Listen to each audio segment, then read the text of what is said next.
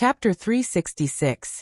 This sudden thunderstorm also cooled down the excitement of the National Day celebration. As soon as Chun-Shi stepped through the Chihuahua gate, the little fellow, who was playing hide-and-seek with the two brothers in the yard, focused on him. Then, the little thing's eyes immediately lit up.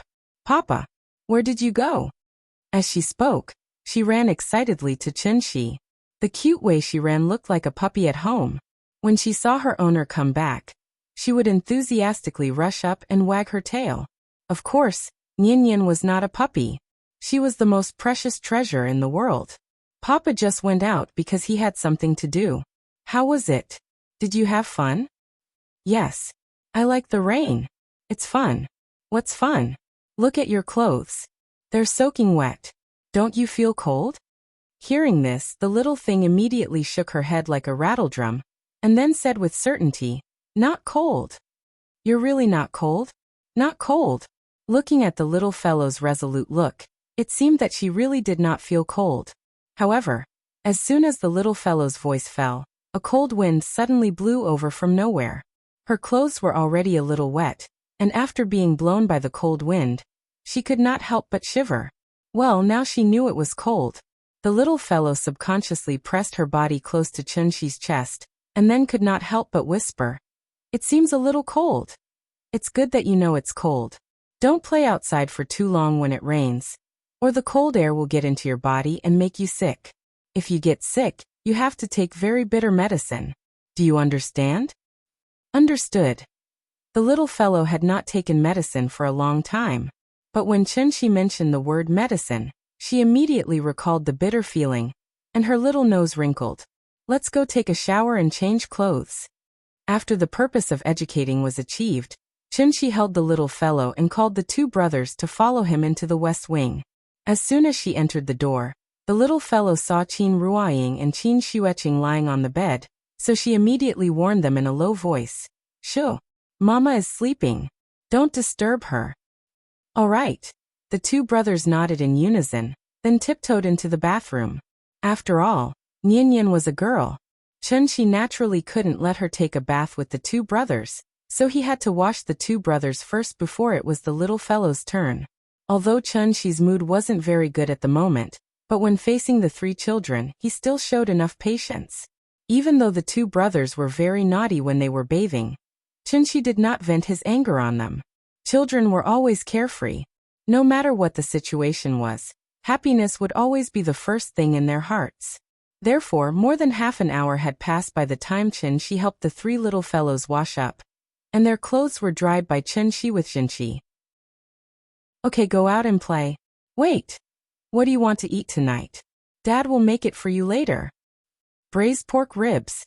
After casually throwing out such a sentence, the little fellow hurriedly ran out of the west wing. "Okay, got it."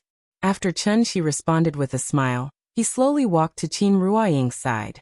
Looking at his lover lying quietly on the bed, Chun-Shi couldn't help but gently leave a kiss on her forehead. After a kiss, the sister-in-law next to him suddenly made a soft moan, as if she had a nightmare. Chun-Shi was about to reach out to check the situation, but Qin Xueqing jumped up from the bed like a frightened cheetah, and then kicked Chun-Shi's head. "Stop. It's me." In front of Chun-Shi, the sister-in-law would never have any possibility of resistance. He just casually glared at Qin Xueqing, and Qin Xueqing suddenly fell on the bed like a robot without power. "Let's talk. What did you see before you fainted?" The sister-in-law was a celestial being, and her foundation was much thicker than Qin Ruoying's, so the information she provided was naturally more useful. After Qin Xueqing was pressed on the bed by Chun-Shi, she was completely awake. The sister-in-law twisted her body and found that she couldn't move, so she couldn't help but blush and scold Chun-Shi. "Hey, let go of me." "But this tone. Why does it sound a little strange?" "Get up. Do you want to drink water?" "No." Qin Xueqing seemed to dislike the feeling of being controlled by Chun-Shi, so her attitude wasn't very good after she got up. But when she saw Qin Ruoying, the expression on her face slightly stiffened. Then Qin Xueqing quickly shifted her gaze to the window, and then said, "I saw a lot of people. Those people seemed to be walking on clouds and flying in the sky, and they were wearing very strange clothes, a bit like ancient people." Behind them was a very, very big palace, even bigger than the Forbidden City. They were all looking at me. Maybe they weren't looking at me. Anyway, from my point of view, they were looking at me. I saw the hostility in their eyes, and the murderous intent. I don't know how to describe that feeling to you. At that moment, I felt like Sun Wukong, who wreaked havoc in heaven, standing outside the southern heavenly gate, facing the gods and Buddhas in the sky alone. Qin Shihuaqing frowned, trying hard to recall the scene she saw at that time. When Chen Shi heard this last sentence, the corner of his mouth suddenly hooked up into a shallow arc. They weren't looking at you, they were looking at me. Looking at you? Why would they look at you? After hearing Chen Shi's words, Qin Shihuaqing shifted her gaze to him. She was really confused now, and really didn't understand the situation. Why did she suddenly faint? The people she saw in the dream. Who exactly were they? His sister-in-law was confused, but Chen Shi had no intention of explaining. He leaned over and touched Qin Ruoying's cheek, then immediately got up and walked straight out of the door. I'm going out first. If she wakes up early, remember to tell her I'll be back soon. Qin Shihuaqing felt that something was wrong with Chen Shi, and suddenly couldn't help but blurt out, "Wait! Where are you going?" Chen Shi stopped in his tracks. Qin Shihuaqing looked at him, and then added in a slight panic, "You didn't even tell me where you were going. How can I tell my sister where you're going?" Seeing that his sister-in-law was so concerned, Chen Shi had to soften his tone, and smiled at her. "Don't worry, I'm just going to Daiyu Island to get something. I'll be back soon." Chapter 367. Daiyu Island. Heron Island, the pavilion in the middle of the lake. As the saying goes, the cicada senses the golden wind before it moves, sending the impermanence of death without knowing it. Ever since Jiang Zhengqing was injured by that outsider who came out of nowhere, the sky above Daiyu Island seemed to be shrouded in thick dark clouds. Everyone in the clan was anxious, and the atmosphere was gloomy. Everyone seemed to be more cautious than usual. As the clan leader, Jiang Yuankui did not step forward to appease everyone at such a critical time. Instead, he stayed on Heron Island all day, doing something unknown. Everyone thought that the clan leader was planning something big, but no one knew Jiang Yuankui himself was confused. Apart from preserving the most complete inheritance, the Jiang clan also had an immortal old monster who had lived for thousands of years. Based on this alone, Daiyu Island was destined to have too many secrets that no one knew. The great ancestor's seniority was there. Once the old man spoke, Jiang Yuankui naturally had to bow and listen. The great ancestor's words were simple. He wanted him to wait outside the pavilion in the middle of the lake, and wait patiently for the fated person to appear. The fated person? Who was the fated person? Who was the fated person? The great ancestor's words must have a deeper meaning, so Jiang Yuankui had been thinking about this question for the past few days. However, no matter how hard he thought about it, he could not come up with a reliable answer. Until this day, a sudden tide of spiritual energy enveloped the entire world. As the place with the densest spiritual energy within 100 miles, a cloud vortex inevitably appeared in the sky above Daiyu Island. This scene was very similar to the scene described in Immortals at the Magpie Bridge. When the golden wind and the jade dew meet, it surpasses countless things in the human world. It was only at this moment that Jiang Yuankui suddenly realized the sky had changed. Sure enough, when sword rays streaked across the sky and shot toward the vortex from afar, Jiang Yuankui finally understood who the fated person the great ancestor was talking about was. In this world, there was actually someone who was unwilling to ascend to the great world, and was instead trying his best to stop the divine gate from opening, going against the entire great world with his own strength. What kind of courage was this? Even Jiang Yuankui could not help but be fascinated. However, Jiang Yuankui was the clan leader after all. He had to think carefully about everything. Therefore, in the next moment, a thought suddenly popped up in his mind. If the divine gate could not be opened, who was the biggest beneficiary? Weren't they the 5 lands of legacy? Even though the old ancestor had never explicitly mentioned it, Jiang Yuankui was keenly aware of the problem at this moment. When the spirit qi on Earth began to recover, what was the difference between Earth and the great world? The desert had already become an oasis, So why would the people need to migrate again? On Earth, they were the high and mighty Jiang clan.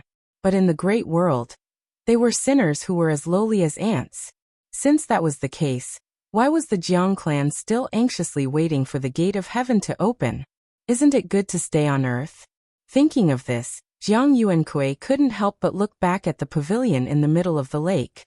His face suddenly revealed a complicated expression of worry and joy. Could it be the elder ancestor really had such a plan? Jiang Yuankui stood at the bridgehead, letting his imagination run wild. At this moment, a figure suddenly appeared in the sky above Daiyu Island.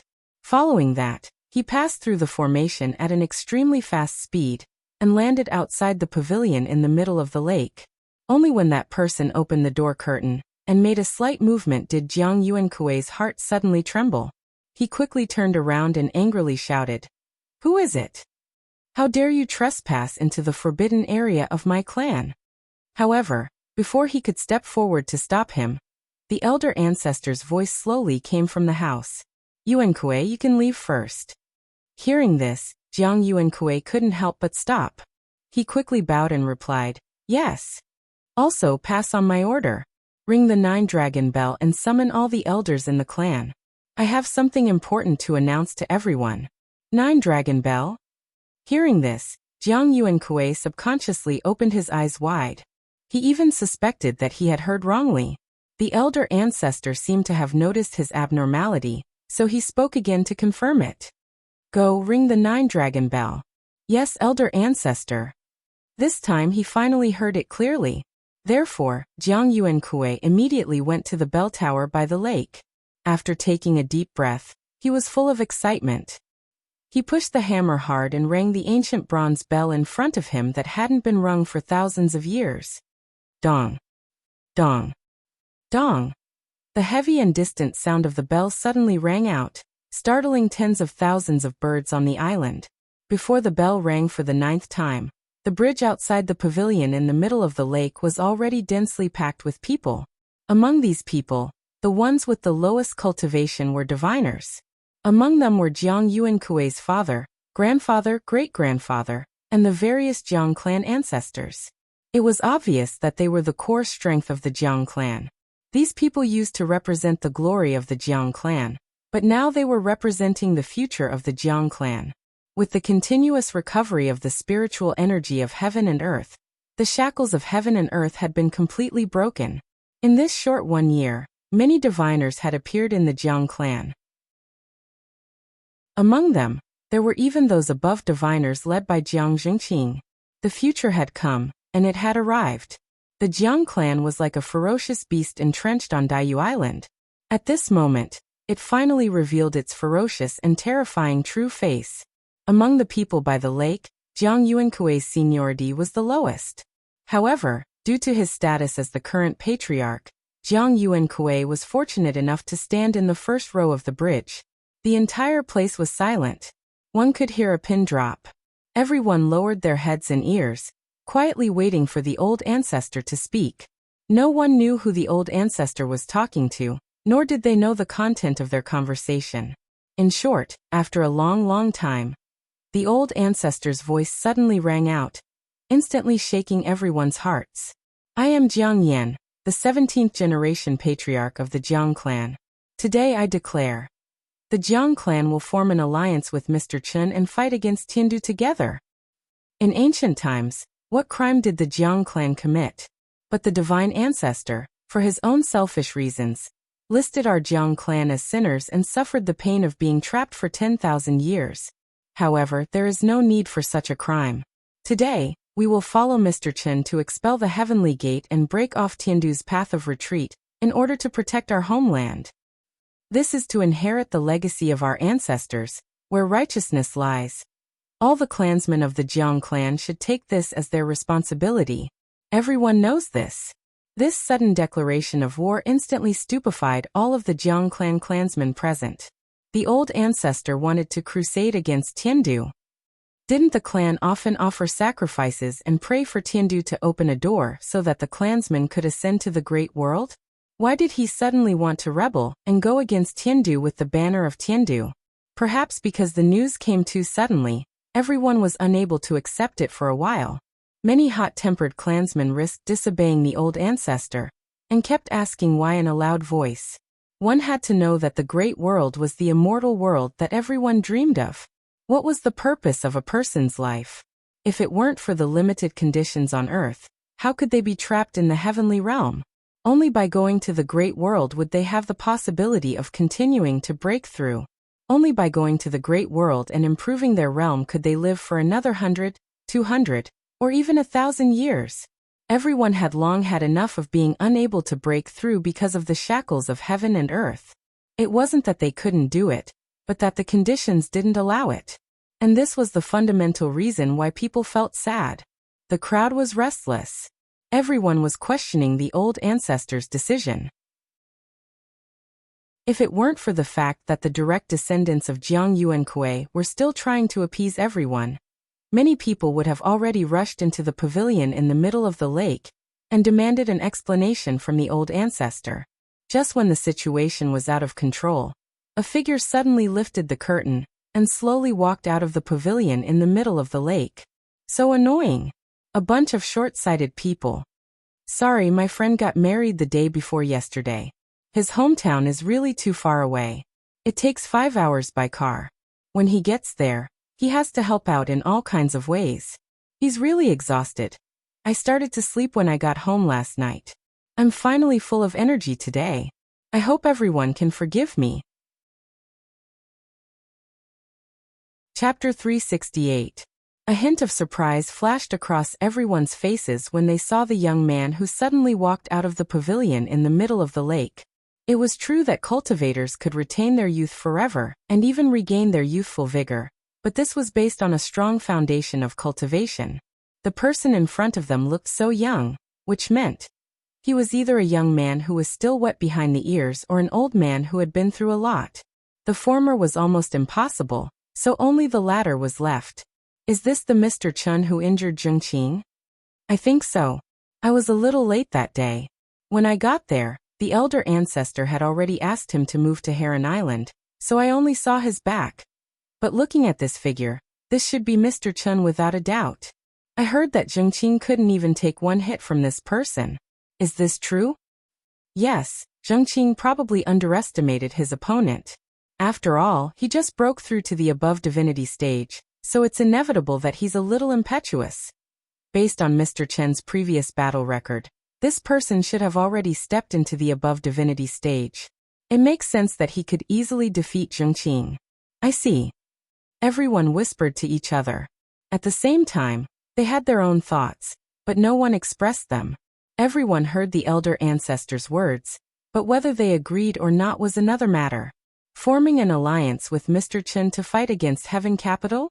Putting aside the fact that Mr. Chen dared to make an enemy out of Heaven Capital, just the Jiang clan alone, could it really be that they could wrestle with the ancient cultivators in the great world? Any random divine general, who came out of the divine gate, could probably clean up Daiyu Island from top to bottom. In fact, even Chen Shi felt that this was a little unbelievable. He had only come to ask the elder ancestor for the 500-year-old ginseng flower, hoping to use it to heal the internal injuries on his body. But he did not expect. When the elder ancestor confirmed that he was the one who defeated this rare spirit tide, he immediately expressed that he wanted to form an alliance with him to stop the divine gate from opening. What was going on? After thinking about it seriously, Chen Shi finally understood the elder ancestor's intentions. On Earth, the Jiang clan was one of the 5 great lands of heritage respected by everyone. But in the great world, the Jiang clan was the descendant of a sinner, who didn't even have the qualifications to enter the sect. It was a very simple multiple-choice question, wasn't it? However, due to the slave nature of his subconscious mind, even Chen Shi felt that going against the great world was simply courting death. Instead, it was this old man who had lived for over 1,000 years who saw through the essence of it at a glance, and made the most correct choice, blocking the heavenly gate and separating the 2 realms. Only in this way would the Jiang clan truly welcome its own glory. But unfortunately, the truth is always in the hands of the minority. Chen Shi stood at the head of the bridge and silently sized up the people in front of him. However, These people were looking at him with hostile gazes. Chunshi didn't have any reaction to this, because he knew someone would stand up for him. As expected, just as the crowd was discussing animatedly, a stern shout exploded in everyone's ears like a sudden clap of thunder. Lonesome. A bunch of short-sighted people. If it weren't for the fact that I already have half a foot in the Yellow Spring, why would I place such high hopes on you people? This old man has lived for over 1,000 years and has long seen the change of dynasties and the change of masters of mountains and rivers. You people count on the heavenly gate to ascend, but the heavenly gate hasn't opened for a long time. Now that it opens again and again, you people don't reflect on the deeper meaning behind it. Instead, you are like hungry dogs begging for food, wishing that you could ascend immediately. Those who have such thoughts are truly ignorant, short-sighted, unable to distinguish right from wrong, and causing harm in the evening. This old man stands here today to tell you all. Misfortune is a blessing in disguise, and a blessing in disguise. Thousands of years have passed, and circumstances have changed with the passage of time. China has been restored, and the spiritual energy is torrential. You people count on ascending to the upper realm, but you don't know that the people of the upper realm. I also want to return to the divine great land and fight against you all. As soon as these words came out, everyone was shocked. The ancient cultivators were coming back? Why? Wasn't it because the great world was just a crack in the depths of the universe? Therefore, there was actually a fundamental difference between it and Earth. Earth was a planet with life, a holy land for cultivation. Even if there was a period of time when the spirit chi was weak, this situation was only temporary. However, this short period of time might be very long for humans. It could be thousands of years, or tens of thousands of years, or even hundreds of thousands of years, or even millions of years. But for a planet with a lifespan of 10 billion years, 1 million years was too short, and 10 million years was too short. Even 100 million years only occupied 1% of its lifespan. And the great world? It was just a crack in the void, and it might suddenly close one day. Without the constant support of a planet with life, no matter how rich the spiritual energy in the great world was, there would be a day when it would be exhausted. They were both spiritual energy, but one was a renewable resource, and the other was a non-renewable resource. The difference between the two was like heaven and earth. Humans had to learn to be vigilant in times of peace. Therefore, the main point was not whether the spiritual energy in the great world was exhausted, but the spiritual energy on Earth had begun to recover. Since that was the case, why not return to Earth in advance to preserve the resources of the great world and deal with the next age of chaos? Therefore, just as the person behind the heavenly gate said, the return of Tiandu, it had to be done. The reason why the old man was able to see through this before Chunshi was because his thoughts were different from hers. Chunshi only wanted a family of 3 to live a peaceful life, while the old man wanted to take advantage of the situation and rise up in response to the heavens, thereby changing the fate of the Jiang family in one fell swoop. If they could really cut off the connection between the two worlds, then from now on, the Jiang family would be the most powerful legacy force in the world. Tens of thousands of years of accumulation. It was time to welcome the day when it would explode, perhaps because there was an outsider like Chunshi present. The old man's lecture did not last for too long, and many of his words were not that straightforward. However, since he had already flipped out, naturally, no one dared to jump out and question him.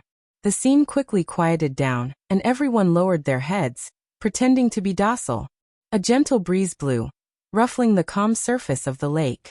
After a long while, the old man's voice sounded again. Yuan Kuei, pass on my command. Open the seal, pluck the Adumbra flower, and give it to Mr. Chin. Jiang Yuan Kuei was stunned for a moment, somewhat doubting whether he had heard wrongly. The Adumbra flower. As long as one was a member of the Jiang family, there was not a single person who had not imagined that they would be the fated person for this flower.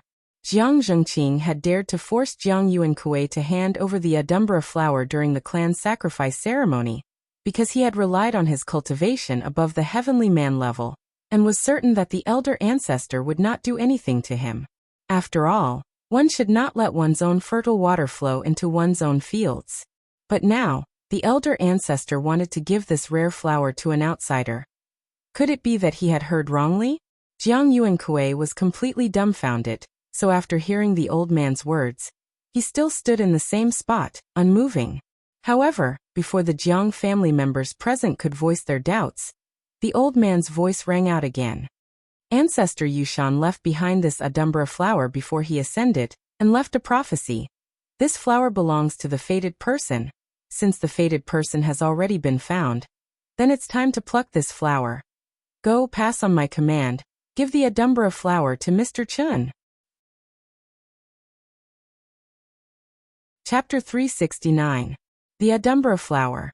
Upon hearing these words, even Chun Shi couldn't help but reveal an astonished expression. He really didn't expect that the Adumbra flower would exist on earth. The words of the Adumbra flower were auspicious. It only appeared once every 3,000 years, and was a heavenly flower that didn't exist in this world. But in reality, the Adumbra flower's seedlings weren't very rare. What was truly rare was its 3,000-year flowering period. A whole 3,000 years. One had to know that with Chun Shi's current cultivation, he could barely live for 2,000 years. But this Adumbra flower needed 3,000 years of cultivation before it could fully mature and bloom. Just based on this growth period alone, it was destined that this strange flower would have extraordinary effects. According to the rumors in the pugilistic world, even if an ordinary person consumed this flower, he or she would be able to become an immortal and ascend to the heavens. He or she would immediately live as long as the heavens and the earth, and be as old as the sun and moon. Of course, this was just an unreliable rumor. When Chun Shi was in the heavenly spiral continent, he had heard that a mature Adumbra flower had appeared in the north. During that time, countless immortal cultivators rushed to the north almost every day in an attempt to obtain this flower. This flower was like a food shortage on an isolated island. Naturally, it would attract the attention of countless wild beasts. But there was only one Adumbra flower, but tens of thousands of immortal cultivators had participated in the fight for it. Naturally, a bloodbath had begun because of this. Countless people had paid the price with their lives. More than half of the north had become a living hell, a furnace of flesh and blood. So much so that even after this incident had died down, the words Adumbra flower could still cause people's expressions to change. With Chun Shi's personality, he naturally didn't want to participate in this kind of fight. But this didn't mean that he wasn't interested in the Adumbra flower.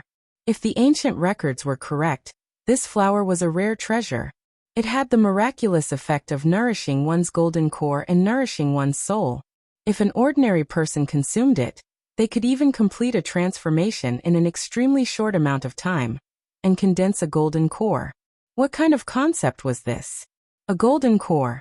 A lifespan of 500 years. If an ordinary person could directly advance to a golden core after consuming it, how powerful would its effects be if it was used as medicine, refined, and then given to immortal cultivators to consume? When he thought of this, Chun Shi suddenly felt a sense of excitement. However, this feeling was not for himself, but for Qin Ruoying, who was still lying in bed. After all, as a qualified husband, he could only use the iPhone 8 that his wife had exchanged for if she had switched to the iPhone 10. The logic was that simple. Chun Shi had even made up his mind. Even if he had to turn hostile and snatch the Adumbra flower, he was going to snatch it back. Ginseng flowers nourish the body, blood thorns nourish the mind, and the Adumbra flower. Although Chun Shi's alchemy skills could not be considered top-notch, he should be able to use these 3 precious herbs to concoct a cauldron of 10 complete tonics. Ying would eat the meat and he would drink the soup. Wouldn't that be perfect? Perhaps he could even use this opportunity to heal the internal injuries in his body and rule over this world in his peak state. By then, he only needed to stand in front of the heavenly gate and see if anyone could come out of the great world. Chun Shi pondered silently. Although he really wanted to obtain this Adumbra flower, he did not let his guard down because of this. As the saying went, one who was unaccountably solicitous was hiding evil intentions. The old man's motives were indeed very suspicious. Why did he have to give this Adumbra flower to him for no reason? Chun Shi could not figure it out. The Jiang clan members probably could not figure it out either. But now was not the time to delve into this question. So Chen-shi could only put this question aside for the time being and wait for the Jiang clan's final statement. Although the old man had already formed Ying, after losing his physical body, he was more like a mascot and did not have any substantial deterrence. So Chen-shi did not have much hope. Didn't he see that the group of people opposite him looked like they wanted to eat him alive? The watermelon that they had raised for a year had been stolen just like that. No one would be able to accept that, right? If a fight had to break out, for the sake of the old man, Chen-shi could be merciful and guarantee that he would not harm anyone's life. Chen-shi was prepared to fight, but the development of the situation was somewhat beyond his expectations. After hearing the old man's order to deal with them according to the clan rules, the originally restless crowd instantly quieted down. Everyone glared angrily at Chen-shi, but no one dared to stand out and question the old man's decision. From this, it could be seen how high the old man's position in the Jiang clan was. Yuan Kui go. After the old man spoke for the third time, no matter how unwilling Jiang Yuan Kui was, he could only sigh helplessly in the end. Then he bowed and replied. Yuan Kui accepts the order. Old ancestor, please wait for a moment. After he finished speaking, Jiang Yuan Kui flicked his sleeves and left with an indignant expression. He was the current clan leader of the Jiang clan, and was the old ancestor's direct descendant. So Jiang Yuan Kui had always thought that the old ancestor was biased towards him. It was laughable that he had been constantly fighting with Jiang Zhengqing in the open, and in the shadows all these years. Who would have thought that in the end, he had made a wedding dress for someone else? How could Jiang Yuan Kui not be angry? But although he was angry, he still had to listen to the old ancestor's orders. The seal was on the stone platform on the other side of the lake. Through the clan leader's imprint, Jiang Yuan Kui quickly opened the seal, and saw the full appearance of the adumbra flower with his own eyes. This was a plant that had never appeared on Earth before. If he really had to describe it, its appearance was somewhat like a Inga pineapple. Its leaves were like fans and its entire body was sparkling and translucent. It was as if it was made of crystal, and its fine hair could be seen. As soon as the seal was opened, a refreshing fragrance wafted out with the breeze. Jiang Yuan Kui only took a breath and felt his entire body relax, as if he had an inexhaustible energy. The flower was a strange flower, but it was as weak as a roadside rose. Jiang Yuan Kui only used a little force and plucked this strange flower that people yearned for day and night. It was unknown if it was because the desire in his heart was too strong, but after Jiang Yuan Kui plucked the adumbra flower, he forgot himself and put it on the tip of his nose to sniff it. As the eldest son of the direct descendant, Jiang Fengyan naturally had to stay by Jiang Yuan Kui's side. At this moment, he saw that Jiang Yuan Kui was in a daze after receiving the flower, so he could not help but remind him, "Father, the seal is not closed yet. Why don't I take it?" Hearing this, Jiang Yuan Kui seemed to wake up from a dream. He looked at the pavilion in the middle of the lake with a flustered expression, then said in a slightly embarrassed manner, "Ahem. Go, I'll close the seal. You go and present this flower to Mr. Chun." After he finished speaking, Jiang Yuan Kui carefully handed the adumbra flower to Jiang Fengyan. At this moment, the father and son's expressions were like torchbearers passing the Olympic flame. They looked exceptionally serious. However, the next moment, something unexpected happened. After Jiang Fengyan received the adumbra flower, he seemed to have gone crazy. He took off running in the opposite direction. This unexpected change stunned Jiang Yuan Kui for a moment. By the time he came back to his senses, Jiang Fengyan had already run nearly 100 meters away. He must have used all his strength. "Fengyan, what are you doing? Hurry up and get back here." Jiang Fengyan was only one step away from becoming a diviner. Running at full speed, his speed was naturally extremely fast. Seeing this, Jiang Yuan Kui could not help but feel anxious. Just as he was about to chase after him, he heard Jiang Fengyan roar without turning his head, "Father, why should you give this flower to an outsider? The elder ancestor is unjust. I don't accept this." At this moment, Jiang Fengyan was like a child who had been wronged. After being scolded by an adult, he wanted to escape from this place as far as possible. However, among the people present, the person with the lowest cultivation was a diviner. How could he tolerate such nonsense? Jiang Fengyan had probably thought of this as well. Therefore, while he was running, he grabbed the adumbra flower and stuffed it into his mouth. Since his father could not have it, then no one else could. He would die today. Chapter 370. People were always greedy. The so-called 5 poisonous hearts of Buddhism: greed, anger, stupidity, hesitation, and doubt. In ancient books, it was often mentioned that lust was the leader of all evils, but this lust did not refer to sex, but to indulge and indulge without restraint, which was also greed. That is, the source of all evils. Greed was the leader of all evils. Greed, in fact, was the root of all troubles. Could it be that Jiang Fengyan really took the adumbra flower because he refused to accept the decision of the ancestor? People often said, even if you have money, you need to be alive to spend it. But this adumbra flower was a rare treasure that could not be bought with money. And the most important point was, this flower was easy to take, and one only needed to open their mouth and swallow the flower, and it would immediately take effect. In the face of such a strong temptation, even someone with a firm heart like Jiang Yuankui could not help but feel greedy, let alone Jiang Fengyan, a young man who was still wet behind the ears. Therefore, Jiang Fengyan decided to gamble with his little life.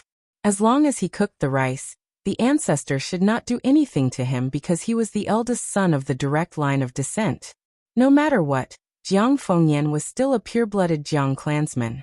Even if he took the adumbra flower, it would just flow to his family's field. It had to be said that Jiang Fengyan was indeed very bold. But he neglected the most important question, and that was, how far could he run? When he was caught, would he be able to successfully swallow this adumbra flower? Jiang Fengyan overestimated his speed and greatly underestimated the pursuit he would face. In fact, the moment Jiang Fengyan ran away, Chenxi had already noticed something was wrong. The reason why he did not immediately take action was actually because he wanted to see if they could solve this problem on their own for the sake of the old man. After all, he was just a guest who came to visit. How could a guest go to the kitchen to serve dishes by himself? Based on this consideration, Chenxi did not stop Jiang Fengyan. However, the Jiang clan members present seemed to have been struck dumb by this sudden turn of events. After a long while, a few people came back to their senses first, and then directly set off to chase. The speed of running was naturally not as fast as the speed of flying. But Jiang Fengyan never thought of running away. He only wanted to use this opportunity to stall for time, so that he could successfully swallow the entire adumbra flower. Therefore, as soon as those people rose into the air, Jiang Fengyan had already stuffed the adumbra flower into his mouth. Sigh. Seeing that it was too late to stop him, Chenxi could only sigh silently and prepare to do it himself. However, just as Chenxi was about to attack, the old man's voice suddenly exploded from the clouds, causing the entire Heron Island to tremble. Evil creature! How dare you! That voice was so loud that it sounded like the furious roar of a deity.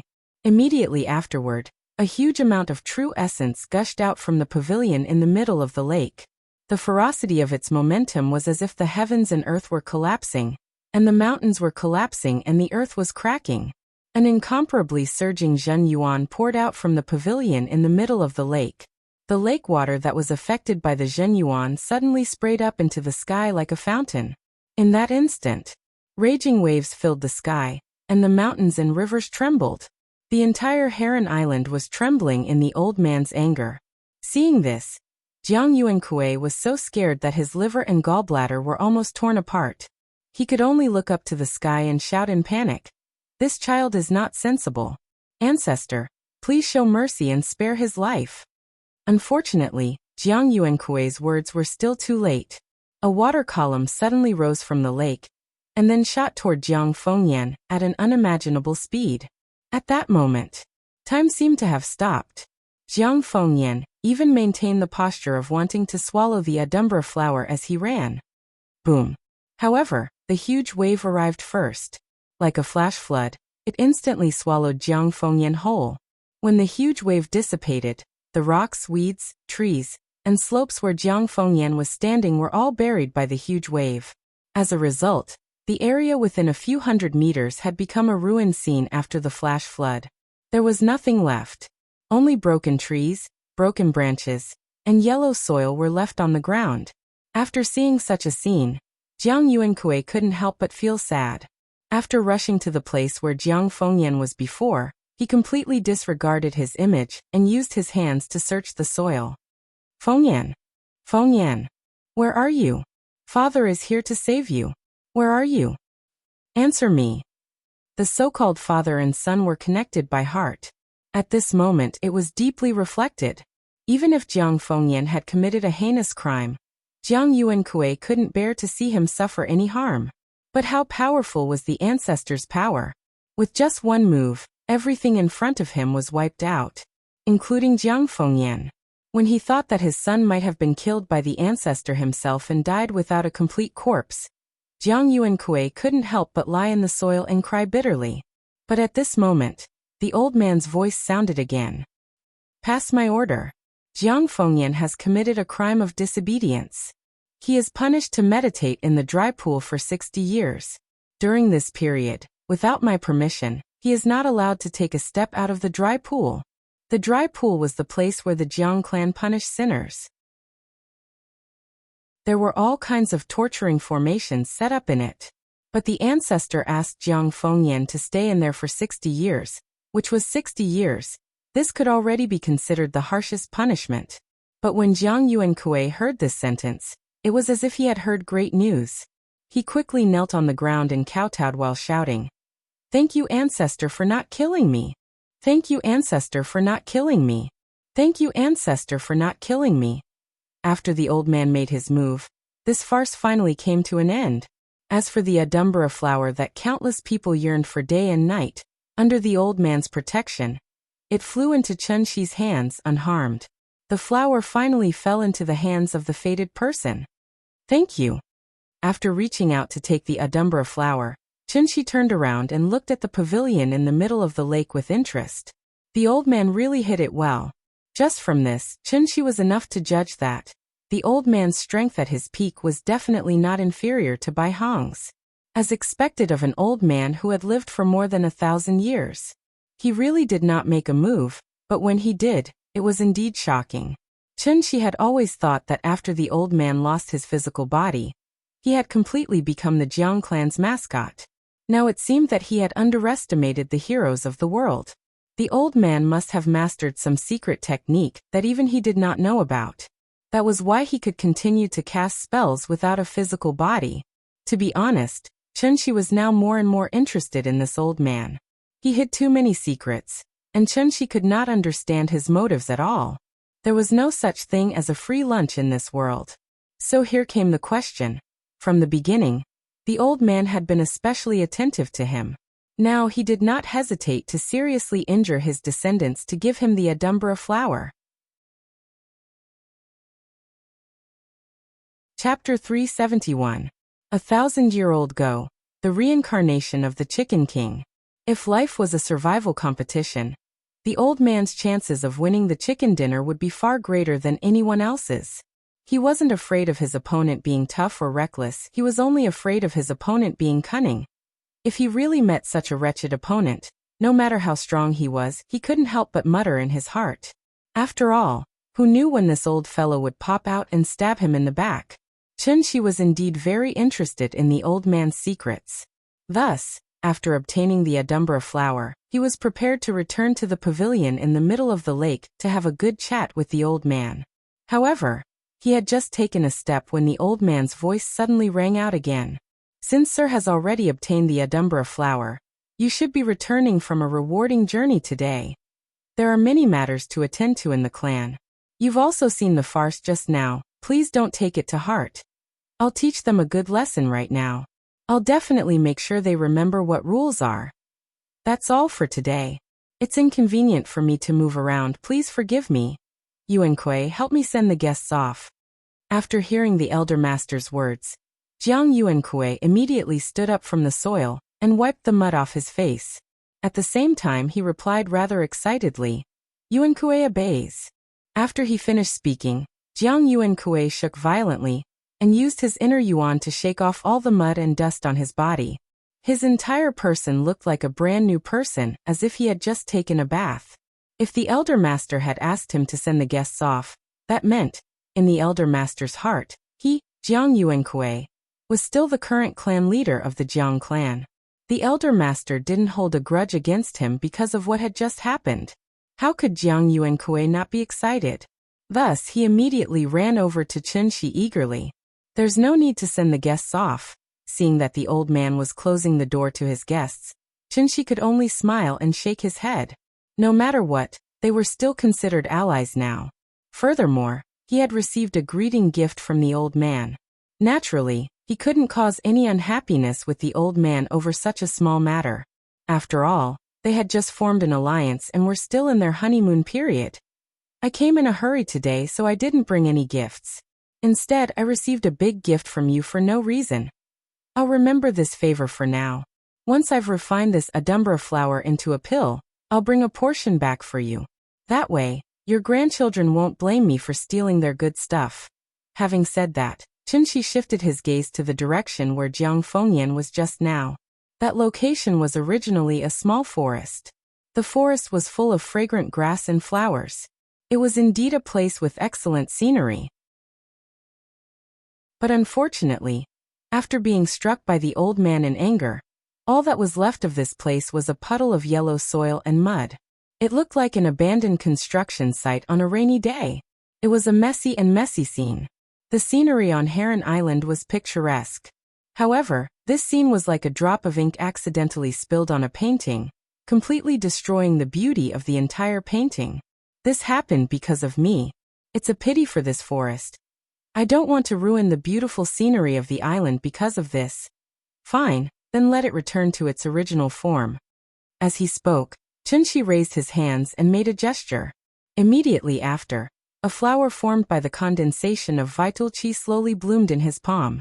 After Chunxi gently waved his hand, the glowing green flower flew straight to the ruins. The Jiang clan members present were somewhat confused. They had no idea what Chunxi was doing. The only thing they could confirm was, everyone was quite dissatisfied with Chunxi's words and deeds. They only felt that he was taking advantage of the situation and saying useless words. To be honest, instead of wasting time here, he might as well get out of Daiyu Island as soon as possible. Out of sight, out of mind. Who didn't know how to say beautiful words? It was just a small forest.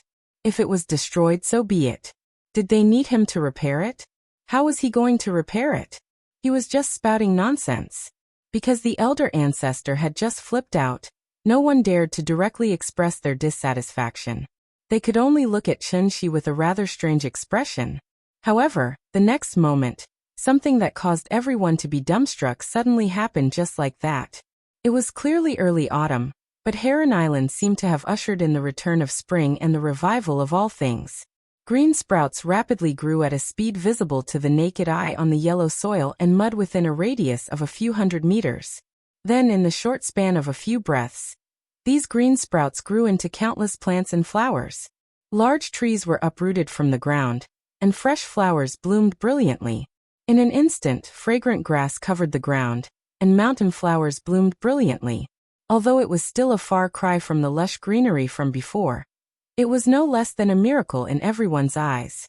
Who present did not have the ability to destroy mountains and break rocks. However, it was undoubtedly a fantasy to ask them to revive all things and rejuvenate them. It was just like how humans had invented an unparalleled nuclear bomb, but still had not found an effective way to cure cancer. Destruction was always easier than construction. As for them, clearly, they were still far from it. After Chunxi showed off his skills, the Jiang clan members present finally understood why the elder ancestor was so friendly to this outsider. As the saying went, knowing someone by their reputation was not as good as meeting them in person. The Jiang clan members present finally had a deep understanding of the three words, Mr. Chun. Sir, you have great skills. This old man has learned something today. The old man praised from the bottom of his heart. After Chunxi heard that, he smiled and waved his hand. He replied nonchalantly, "All right, I won't say any more pleasantries. I'll visit you another day. Goodbye." As soon as she finished speaking, Chunshi suddenly disappeared under the watchful eyes of the crowd. After he left, many Jiang clan members seemed to have come back to their senses. They hurriedly looked around, trying to find his departing figure. Chunshi was also very satisfied with his performance just now. Therefore, on the way back to Shangjing, he was still recalling that feeling in his mind. Compared to when he made Qingshan wear the red makeup, his current methods could be considered to be more skillful. In fact, it could be counted as a spell, but it could also be counted as not, because it included the use of vital essence and Chunshi's comprehension of the laws of heaven and earth. It was definitely not as simple as casting a spell. The laws of heaven and earth were a very mysterious thing. From the reincarnation of life and death, to the rotation of the sun and moon, to the rise of clouds and rosy clouds, to the blowing of the wind on the hills. Even if it was as small as gravel or dust, it contained a certain amount of the laws of heaven and earth. Just as the eminent monks often said, every sip and every bite was predetermined. There must be a reason for the Lanyin silk fruit. This made Chunshi feel a little strange. After all, he usually did not cultivate at all. When he had time, he would accompany his wife and play with his children. Why did his comprehension of the laws of heaven and earth become deeper? Could it be this was the so-called cultivation in the secular world? Only by experiencing the secular world could one taste the various forms of life and enjoy the 7 emotions and 6 desires. Since Tianxian already had the 3 paths of heartless, unruffled, and heartless, then why couldn't he create a brand new emotional path based on his own experience? Benevolence, righteousness, propriety, wisdom, and trust, gentleness, respect, frugality, and tolerance. With the traditional virtues of Huaxia as the outline, he created his own path. Chapter 372.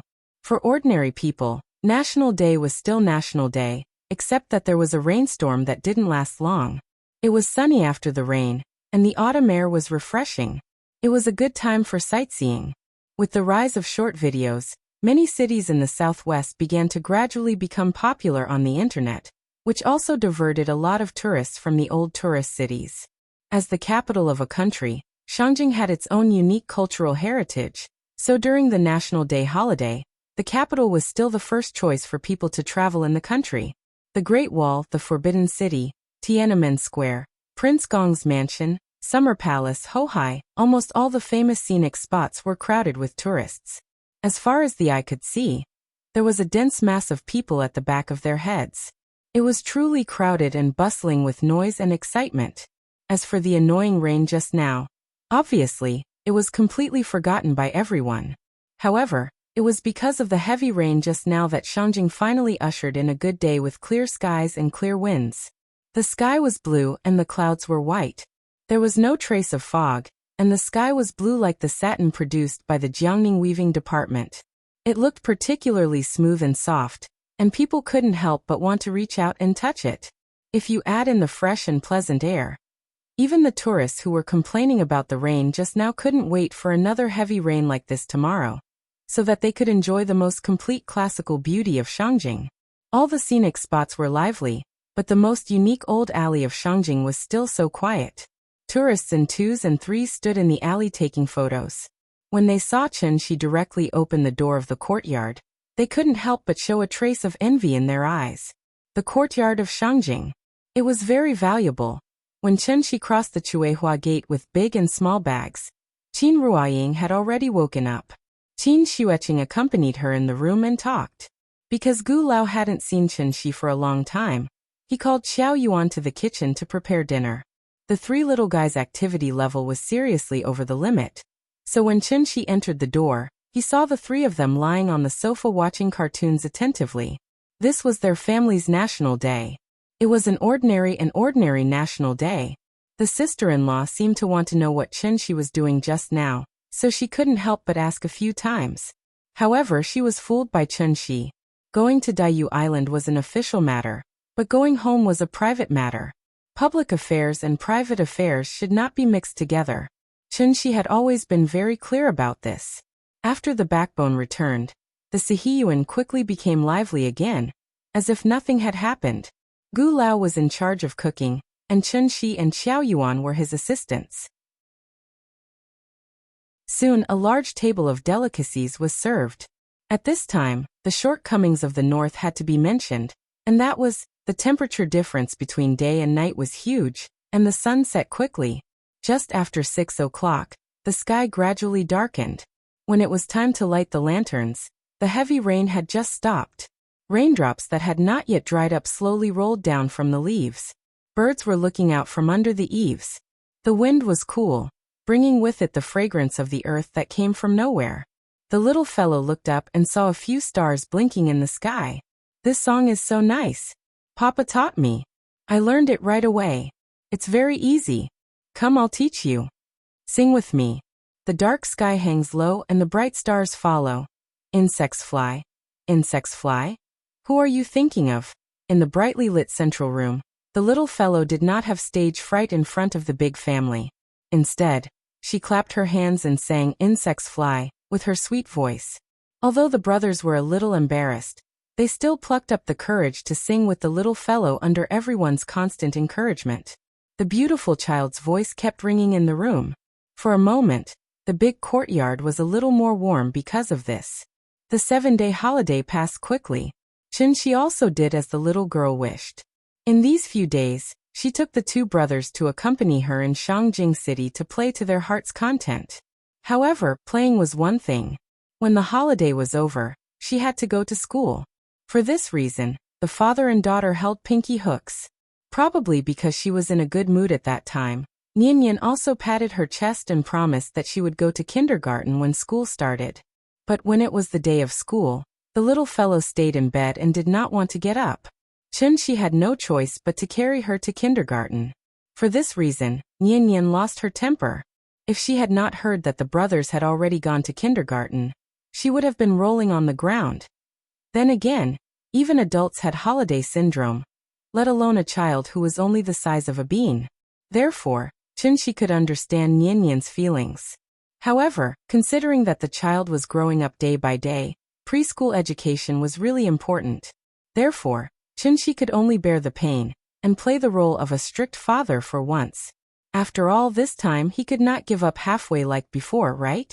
When the father and daughter arrived at the school, there were already many parents sitting in the classroom with their children. In fact, compared with other children, Nian's performance was already very good. At least she did not cry, right? When she found the two brothers in the classroom, the performance of the three little fellows was even more outstanding. Other children were crying, but the three of them were happily playing with the small toys prepared by the teacher. The teacher used the performance of the three of them to encourage other children.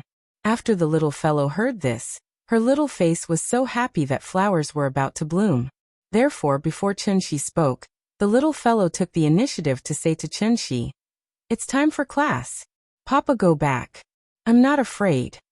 Looking at her proud little face, it seemed that she had completely forgotten how she was lying in bed in the morning. "Okay, you three be good and listen to the teacher. Papa will pick you up later. Goodbye, Papa." Looking at Nian's cute little face, Chun Shi's heart melted. Therefore, like many other parents, he stood in the corridor and secretly watched for a long time before he reluctantly left. Nian started school, and Chun Shi finally had some free time. In fact, during this period of time, he had been thinking about how to combine the prescription in order to maximize the medicinal effects of the adumbra flower. After all, he had too few resources at his disposal, and could only supplement it with ordinary herbs. Chun Shi pondered over the prescription as he walked out of the school gate. However, at this moment, an A6 suddenly stopped in front of him. Then, a man rolled down the window and smiled at him. "Mr. Chun, can I give you a ride? Today is October 21st, it's my birthday. Birthday wish. Finish the book properly, don't end it badly. This is also the first time I've written a book to 800,000 words. I've completely turned from a semi-newcomer to a veteran author. I've also experienced a lot of ups and downs. I'm only half a step away from becoming a god, so my mentality has changed a lot compared to a year ago. This book has already reached 50,000 high subscriptions when it was 700,000 words. It's really 50,000.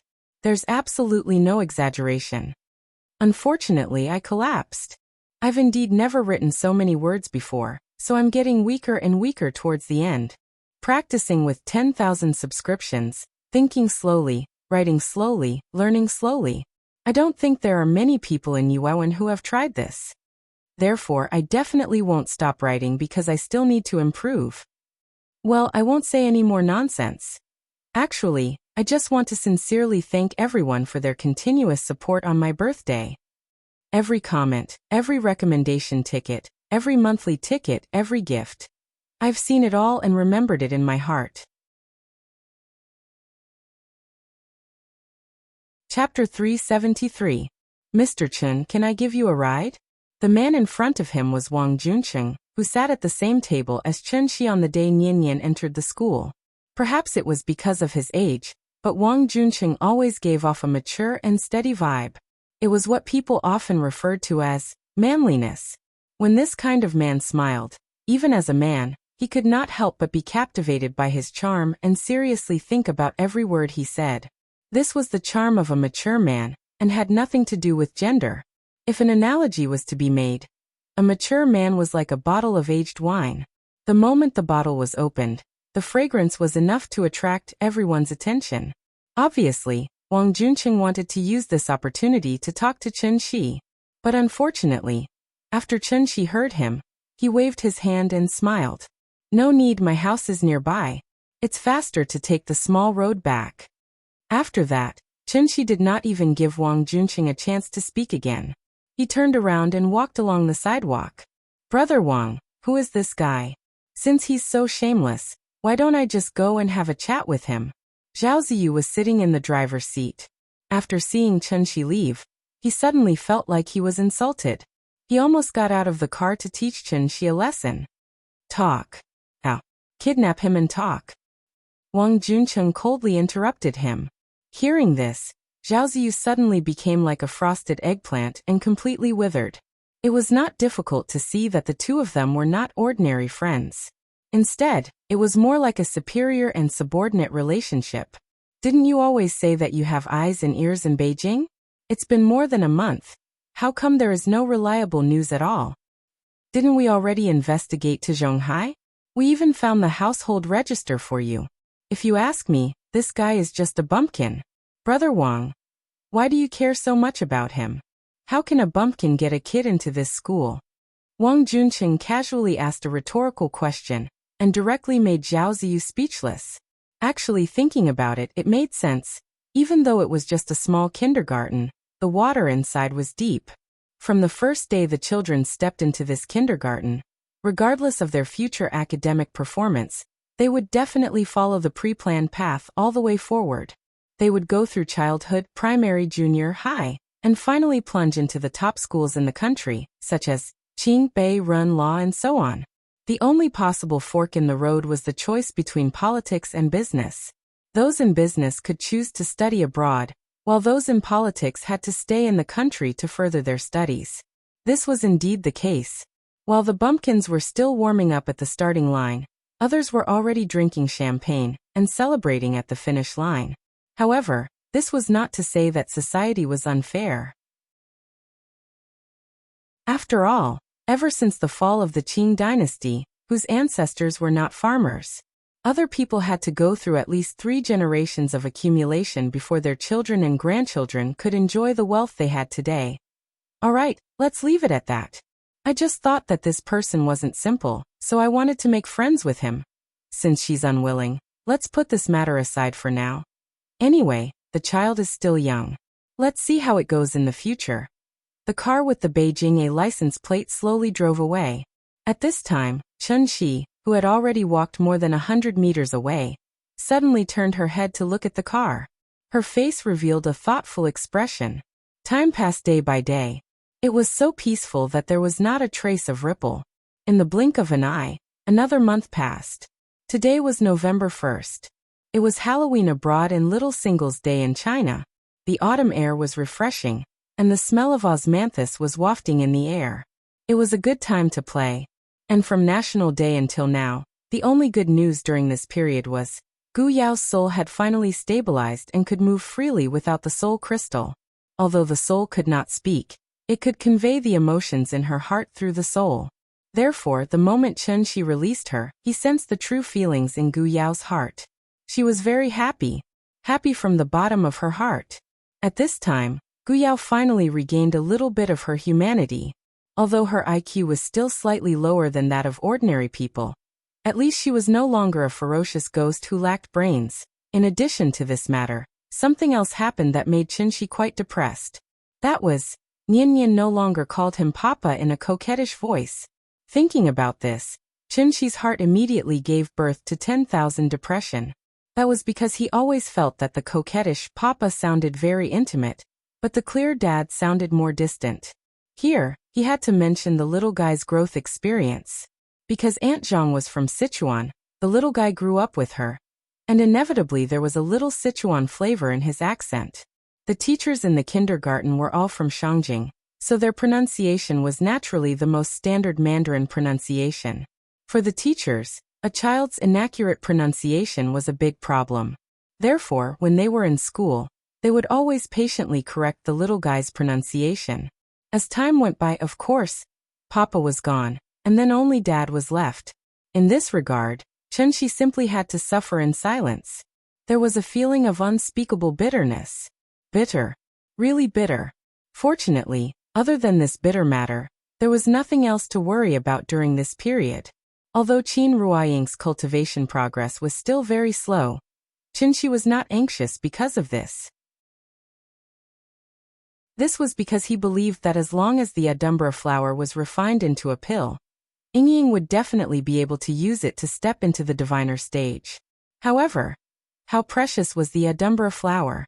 In the absence of other materials, even he did not dare to act rashly. Therefore, after nearly a month of thinking, Chen Shi finally came up with a more feasible prescription and prepared to officially start refining the pill. However, at this moment, the spirit energy tide appeared again. In the blink of an eye, black clouds rolled and covered half the sky. After a few thunderous rumbles, the heavy rain began to fall. Chen Shi walked out of the room and frowned. After observing for a while, he realized that the tide this time was not very turbulent. The center was also rather far from Shangjing. Seeing this, Chen Shi looked as if he had seen something happy. After shaking his head with a smile, he turned around and went back into the room. He was prepared to stay by Qin Ruoying's side and study her symptoms. The reason why Chen Shi did not immediately move to contain the tide was because he had reached an agreement with the old man.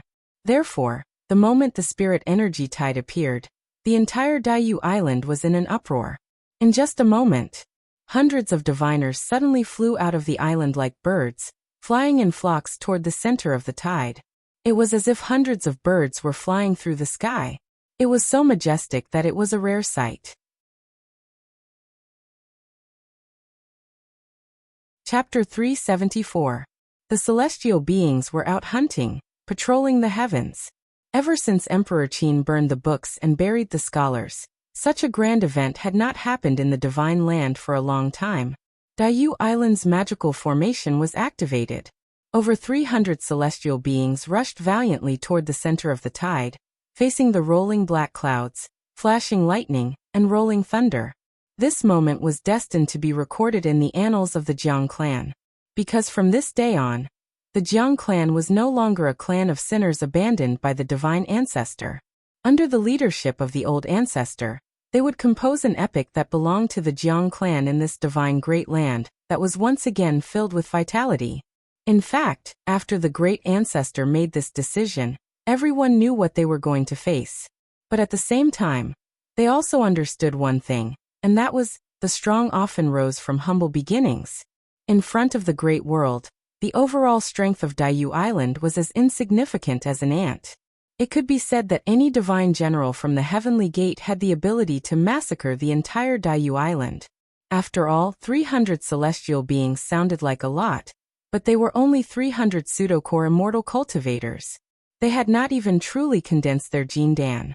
Of course, if these 300 celestial beings formed a formation and attacked and retreated together, even a divine general would not dare to face them head-on. However, this was only a theoretical concept. Because a divine general was not a wooden dummy. He only needed to employ guerrilla tactics. Through constant harassment, sneak attacks, and ambushes, how long would it take for him to kill 300 celestial beings? The gap between the two realms was simply too big. 1 against 100, 1 against 1,000. This was what an immortal cultivator should be capable of. If it had been in the past, the Jiang clan would definitely not have the delusion of going against the great world. They were just a lowly clan of sinners. When the spiritual energy was exhausted, they were like sand lizards wandering in the desert. They could only rely on eating maggots and rotten meat to sustain their lives. But suddenly, times had changed. With the continuous recovery of spiritual energy, the desert gradually became an oasis. Looking at the jackals, wolves, tigers, and leopards swarming toward the oasis, the sand lizards hesitated. Should they continue to live lowly? Or should they stand up straight and fight the jackals, wolves, tigers, and leopards to protect the oasis that originally belonged to them? If he took a gamble, he might end up enraging the ferocious beast, and in the end he would end up without a corpse. Then, he could continue to hide in the soil for the rest of his life, eating maggots and rotting meat. Thank goodness. The Jiang clan still retained the last trace of bravery. So even if they had to take the risk of their entire clan being annihilated, the Jiang clan still had to fight for that beautiful future under the lead of the old ancestor. Perhaps even the old ancestor didn't realize. Their present conduct is a perfect reflection of the famous saying, natural selection, survival of the fittest. Compete with the heavens, compete with the earth, and compete with people. Competition was the unchanging truth in the hearts of the immortal cultivators. To Chunxi, defeating the spirit Qi tide was just a small matter with a casual swing of his sword. But to the Jiang clan, this was a huge matter that could only be barely accomplished if they went all out. The center of the tide was not far from Daiyu Island. Under Jiang Yuankui's guidance, the Jiang clan's celestials soon arrived at their destination. On a vast and boundless ocean. Because they moved quickly, they were fortunate enough to witness the occurrence of the heavenly anomaly. They saw a waterspout suddenly rising from the surface of the ocean. In just a short moment, the waterspout had already risen to the clouds and was tightly connected with the thunderclouds in the sky. From afar, the waterspout was like a pillar supporting the heavens and the earth by itself. Everyone was stunned. After all, this was the first time they witnessed a heavenly anomaly with their own eyes. In front of such a huge natural phenomenon, the 300-plus people were simply as insignificant as a speck of dust. Boom, boom. Coupled with the deafening sound of thunder in the sky from time to time, many people started to have thoughts of retreating. The old ancestor wanted them to go against the heavens. Faced with such a violent natural phenomenon, not to mention the others, even the leader, Jiang Yuankui, couldn't help but frown. However, just as everyone was hesitating, a figure suddenly plunged into the waterspout in front of him, and then laughed out loud. A bunch of trash. A mere waterspout scared you all? Didn't you guys always want to know how I broke through? Then you all better watch carefully. The person who spoke was Jiang Zhengqing, who had been beaten into the ground by Chenxi a few days ago. After this period of recuperation, Jiang Zhengqing's injuries had finally healed by 70 to 80%. He didn't expect that as soon as he appeared today, his wild and unruly nature would once again appear. Actually, among all the people present, Jiang Zhengqing's talent wasn't the most outstanding, but he was the first Jiang clan member to step into the heavenly man realm. Therefore, everyone had always been curious as to how he had comprehended the key to it. However, curiosity was just curiosity. Due to Jiang Zhengqing's annoying personality, no one had specifically asked him for advice. Who would have thought that he would actually take the initiative to say it today? In fact, how could Jiang Zhengqing be talented? He must have a screw loose in his head. When a normal person saw such a shocking heavenly anomaly, their first reaction would definitely be to avoid it. However, Jiang Zhengqing insisted on doing the opposite. No matter what kind of heavenly anomaly it was, he wanted to use this opportunity to train himself. His breakthrough stemmed from the spiritual energy tide that had appeared last time. It was just like how Yang Gui used the black iron heavy sword to practice swordsmanship under the waterfall. increasing his strength through resisting the waterfall. When the spiritual energy tide appeared last time, Jiang Zhengqing just happened to be cultivating nearby. He felt that the spiritual energy in the center of the whirlpool was especially turbulent, so he dived in without thinking and stepped into the heavenly man realm in one go. There was definitely danger. After all, the spiritual energy in the center of the whirlpool was far superior to the outside world. If one's cultivation was insufficient or had an unstable foundation, they might suffer from qi deviation if they weren't careful. They might even explode and die because they couldn't withstand the enormous spiritual energy. However, for a cultivator like Jiang Zhengqing, who had been trapped in the heavenly man realm for many years, due to the exhaustion of spiritual energy, how could this be dangerous? This was simply a great opportunity. Because his foundation had been tempered thousands of times, as long as there was enough spiritual energy of heaven and earth, he could condense a true golden core. In the past, the heavenly gate would always open with the spiritual energy tide. Everyone wanted to ascend to the great world through the heavenly gate, so they didn't realize at all. Even if they didn't pass through the heavenly gate, they could use this opportunity to break through to the heavenly man realm. Therefore, with Jiang Zhengqing as an example, everyone carefully flew into the center of the whirlpool.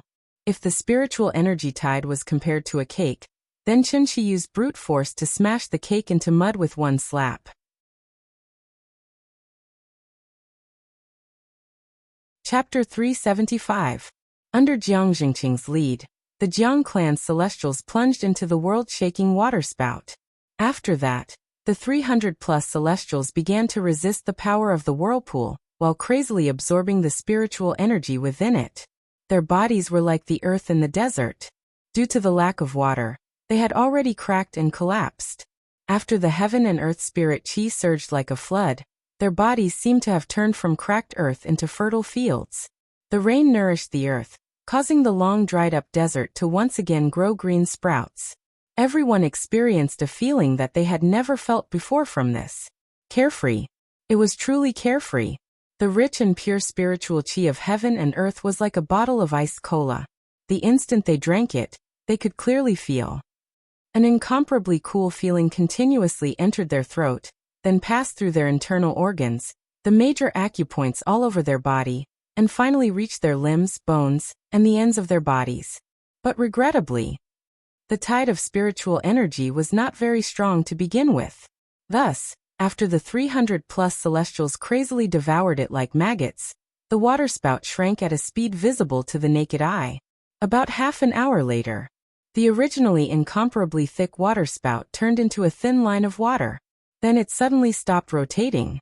Like a water ball that had been punctured, it collapsed in midair with a loud bang. Seawater continued to sprinkle down from the sky. The spiritual energy that had lost its restraints surged in all directions. Waves came one after another. In just a short while, everything had returned to normal.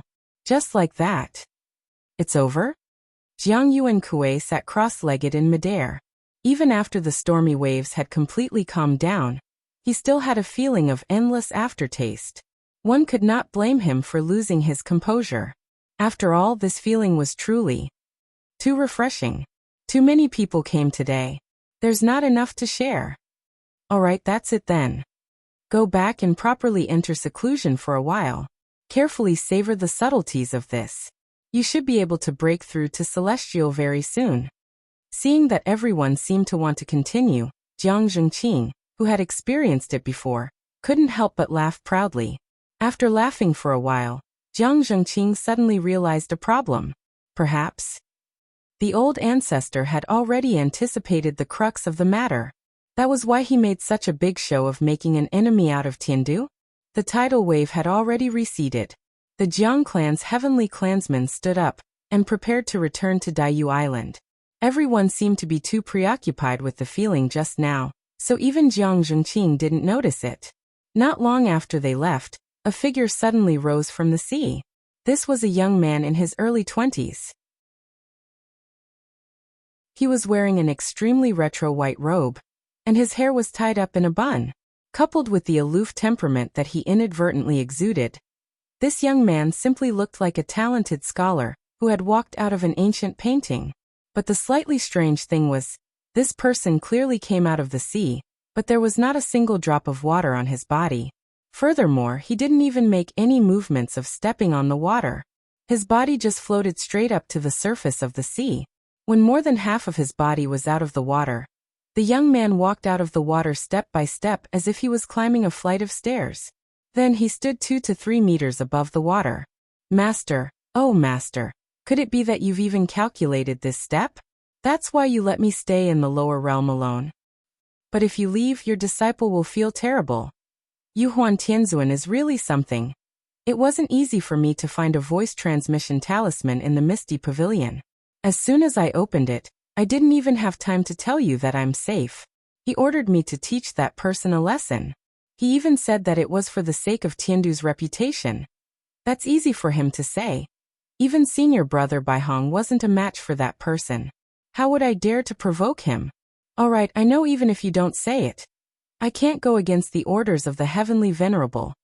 On this vast and boundless sea, apart from the constantly rising waves, there was probably only blue sky and white clouds left. It was obviously so lonely that even a bird could not be seen, but this young man was still looking up, as if he was talking to someone. Although you can't hear it. But I still want to say, Yuhuan Tianzuan, oh Yuhuan Tianzuan. Wushu's abilities are weak. I really can't provoke that person, so I can only trouble you to come down and deal with him personally. As he spoke, the young man looked in the direction that Jiang Zhengqing and the rest left. Then, as if taking a stroll in the park, he slowly walked in that direction. There's an old saying. Pick the soft persimmons to pinch. Apart from waving flags and shouting battle cries, I seem to be able to help you get rid of these eyesores? Forget it, no matter how small a mosquito is, it's still meat. So that you won't find another reason to say that I'm disobedient and disrespectful. The young man's speed seemed slow, but in fact it was extremely fast. Even though Jiang Zhengqing and the rest flew at full speed, they never left the young man's line of sight. And the scariest thing was Jiang Zhengqing and the rest were tailed, but among the 300 people, not a single one noticed this mysterious young man. They soon arrived at Daiyu Island. After Jiang Zhengqing and the rest entered the formation, they disappeared into thin air. At this moment, the young man looked at the vast ocean in front of him and couldn't help but mumble. Is this the Big Dipper formation passed down from ancient times? No wonder I couldn't find the right place. As he spoke, the young man walked to the edge of the formation. Without seeing him do anything, a golden light screen appeared out of thin air. The young man stood outside the light screen and stretched his neck to look inside. Then he walked in with a smile on his face. Then Daiyu Island, which was like a paradise, was completely revealed in front of him. The young man had just arrived, so he couldn't find his way. He couldn't tell which island was the main one. Therefore, he went to the nearest island and strolled along the beach. After walking for a while, a group of children playing on the beach noticed him. The leader was a 17 or 18-year-old boy. The boy was quite alert. When he saw the young man's strange clothes, he frowned and called out to him. Stop! Who are you? Hearing that, the young man immediately stopped in his tracks. He first looked at the group of children in front of him, then smiled and replied, Me? I'm Wushu. You wouldn't know me even if I told you, so I think I might as well not tell you. You're an outsider? The boy looked at him in shock. Not long ago, there was a muddled incident where an outsider suddenly climbed Qixia Peak. Therefore, Daiyu Island was under martial law recently. Therefore, when the boy came back to his senses, he immediately turned to his companion and said, Little Six, go to the guard hall and tell them we found an outsider. Tell them to. The boy didn't finish his sentence, because the young man suddenly attacked. He just waved his sleeve casually, and a huge force sent more than 10 children flying. After flying for more than 10 meters, the children fell heavily into the sea. No one knew if they were dead or alive. Note: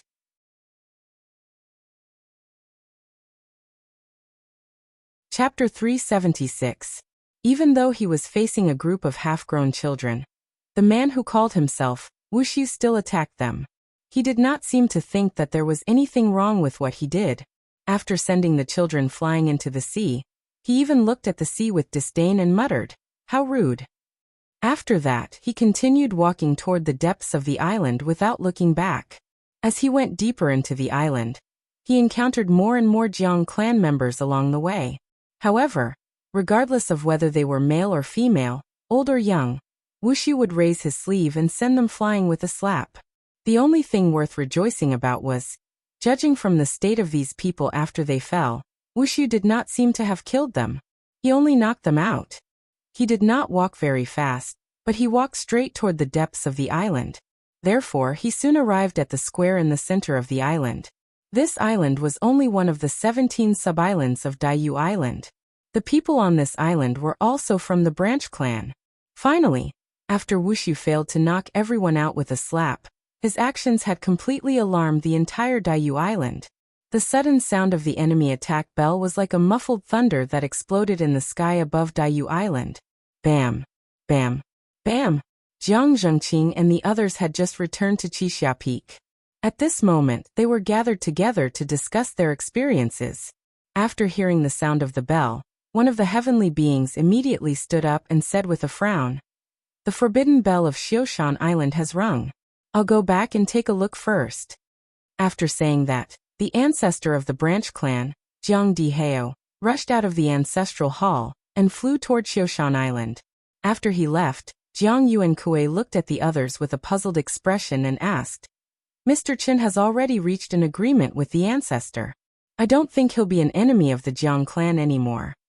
But other than him, who else in the world would dare to cause trouble on Daiyu Island now?" Jiang Yuankui slowly scanned the entire place. However, everyone seemed to still be reminiscing about the spirit tide just now. Therefore, many of them even had faint smiles on their faces. However, they could not be blamed for being arrogant. After all, this was the most powerful time in the past 1,000 years for the Jiang clan. More than 300 celestials. The last time Chen Shi came to cause trouble, everyone was still in seclusion on Heron Island, so even Chen Shi had not truly seen the Jiang clan's foundation. Now that everyone had just returned from the spirit chi tide, all the celestials were gathered at Serene Afterglow Peak. But there were still some ignorant fellows who dared to jump out and cause trouble. Isn't this the same as hanging an old man? Is he tired of living? Therefore, when Jiang Dihao got up and went to Xiushan Island, the others completely forgot about this matter and continued to talk about the topic of cultivation in 2s and 3s. Because in everyone's mind, Jiang Dihao alone was enough to suppress all the unbridled troublemakers. Xiushan Island was only a few kilometers away from the main island. Jiang Dihao soon arrived above Xiushan Island and saw the troublemaker. But that person didn't have any intention of hiding at all. He just stood in the middle of the square and slightly raised his head to look at him. Seeing this, Jiang Dihao immediately flew into a rage and scolded sternly. "Which child dares to cause trouble on my Daiyu Island? Why aren't you surrendering now? Perhaps this old man can still spare your life." After saying that, Jiang Dihao flew directly toward that person, ready to take him down and slowly interrogate him.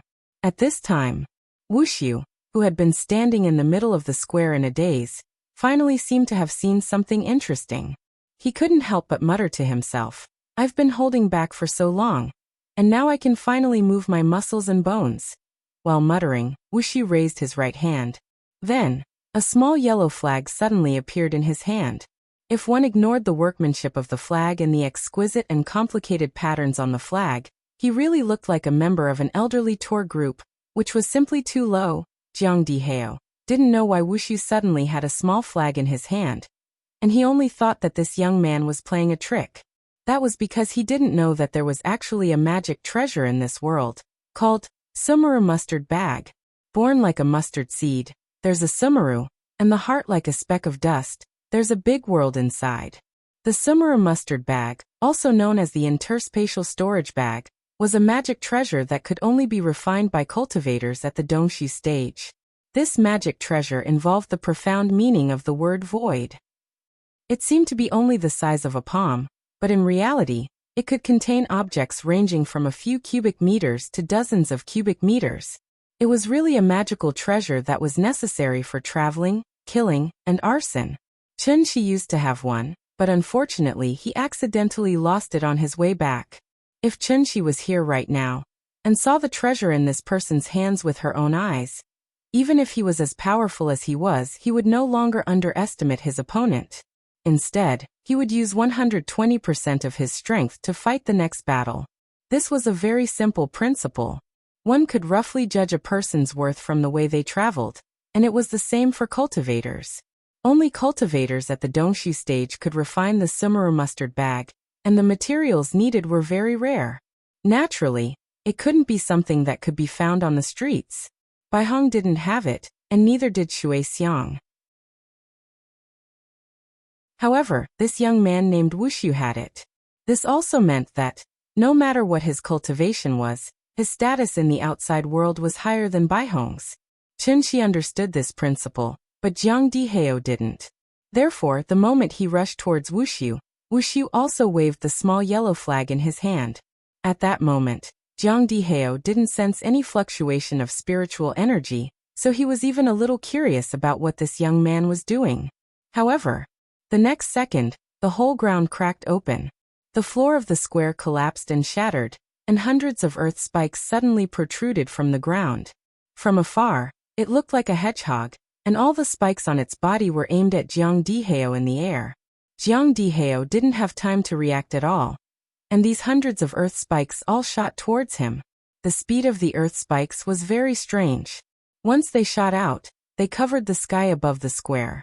No, after a wail, Jiang Dihao's figure completely disappeared. The earth spikes turned into dust and leisurely sprinkled down, mixed with a particularly dazzling rain of blood. After the smoke and dust dispersed, this terrifying young man held the small flag, and then laughed and said to the Jiang clansman who rang the forbidden bell, "Ring it again. Remember to ring it a little louder, or else I'm afraid they won't hear it." From beginning to end, his body didn't move at all. He just lightly waved the small flag in his hand, and with the power of the small flag, he instantly obliterated a celestial being. It was obvious that this small flag was also a magic treasure, but it was different from Baihong's flowing cloud sword and Shui Xiang's blue wave silk gauze. The small flag in Wushu's hand had once appeared in the legends of Huaxia, and it had a well-known name, namely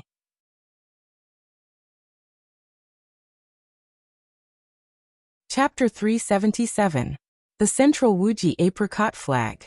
If one added the Eastern Green Lotus Flag, the Southern Floating Flame Flag, the Western White Cloud Boundary Flag, and the Northern Jimmu Eagle Flag, these 5 flags formed a set of killing weapons that had once appeared in the myths and legends of Huaxia, the Khanate 5-element flags.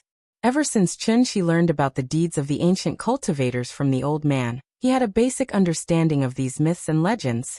And that was, these myths and legends were more or less based on evidence, so their reputation had been passed down from ancient times until now. Of course, the real Khanate 5-element flags was definitely not as exaggerated as the myths and legends described, but it was definitely considered an extremely powerful set of Dharma treasures. In addition, the Khanate 5-element flags was truly praiseworthy not because of its quality, but because it was a set. Because it was a set of Dharma treasures, not one. The Wuji apricot flag was only one of them. It could be freely disassembled and combined. This was the advantage of a set of Dharma treasures, but at the same time, it was also an unavoidable disadvantage of a set of Dharma treasures. Based on Chunshi's experience, after gathering all 5 flags, the Khanate 5-element flags could at least reach the quality of a supreme treasure, which was the same level as his Heaven Derivation sword. But because it was not pure enough, the Khanate 5-element flags could never be compared to the Heaven Derivation sword. But then again, a supreme treasure was still a supreme treasure. Even if the 5 flags were disassembled, just the central Wuji apricot flag alone should be able to reach the level of a high-grade spirit treasure. What was a spirit treasure?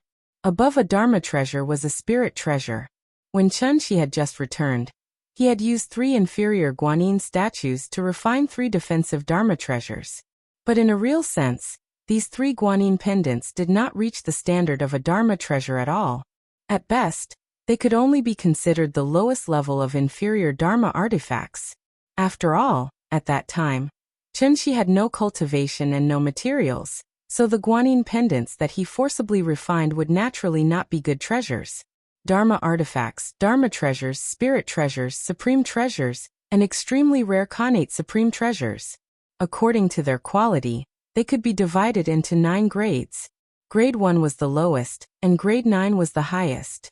The reason why he didn't mention magic treasures before was because it was impossible to find the materials to refine magical weapons on Earth.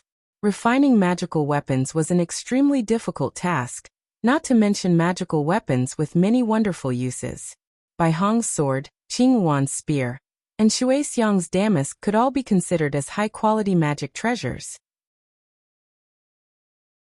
Bai Hong's sword was quite handy, so Chunxi did not destroy it.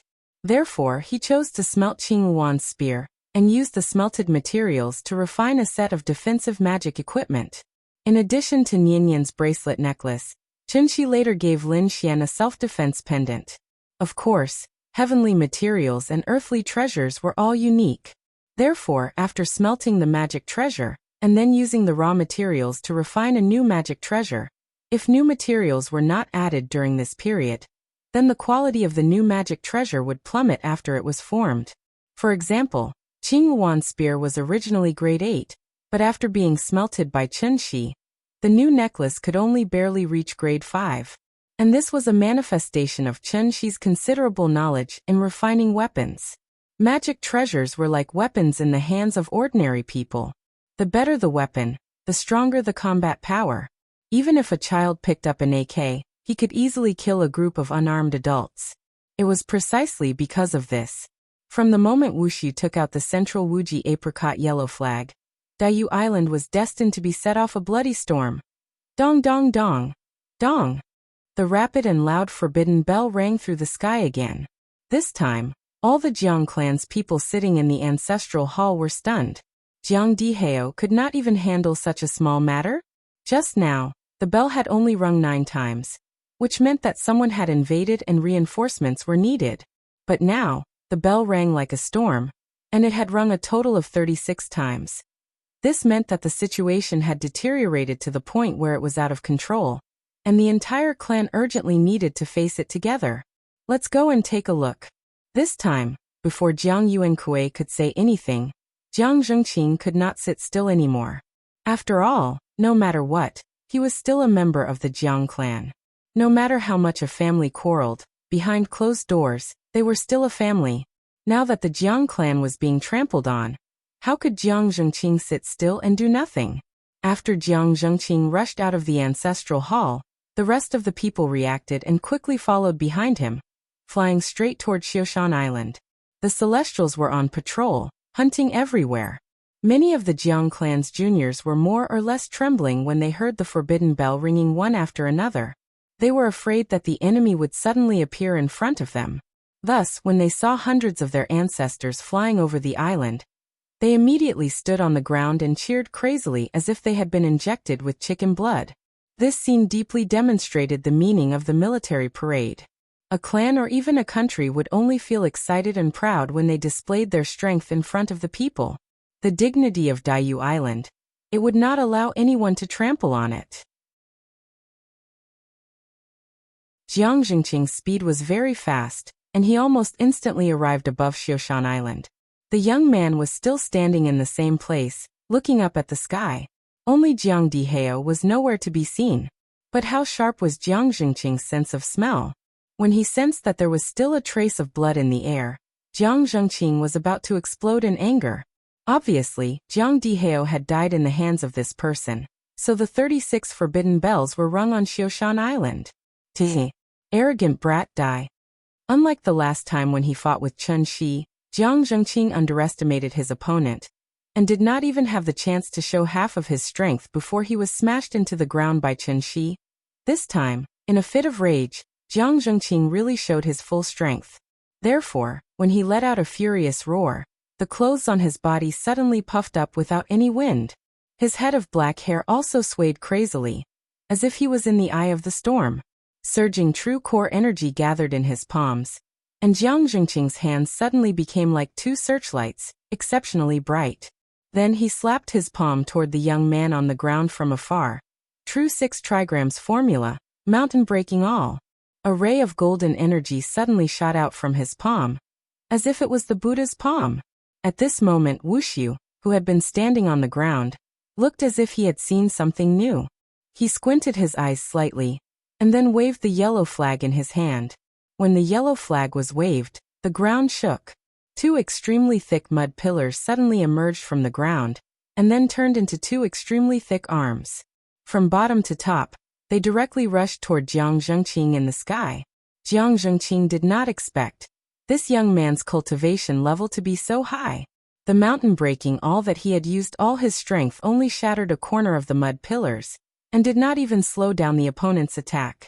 The 2 mud pillars were like the arms of a giant, hard and flexible at the same time.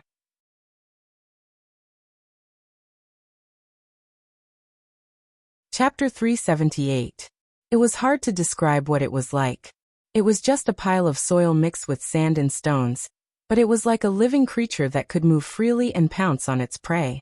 Jiang Zhengqing was obviously playing the role of the prey. The mud pillars emerged from the ground and shot into the sky like poisonous snakes pouncing on their prey. They were incredibly fast. The strength of the mud pillars surprised Jiang Zhengqing.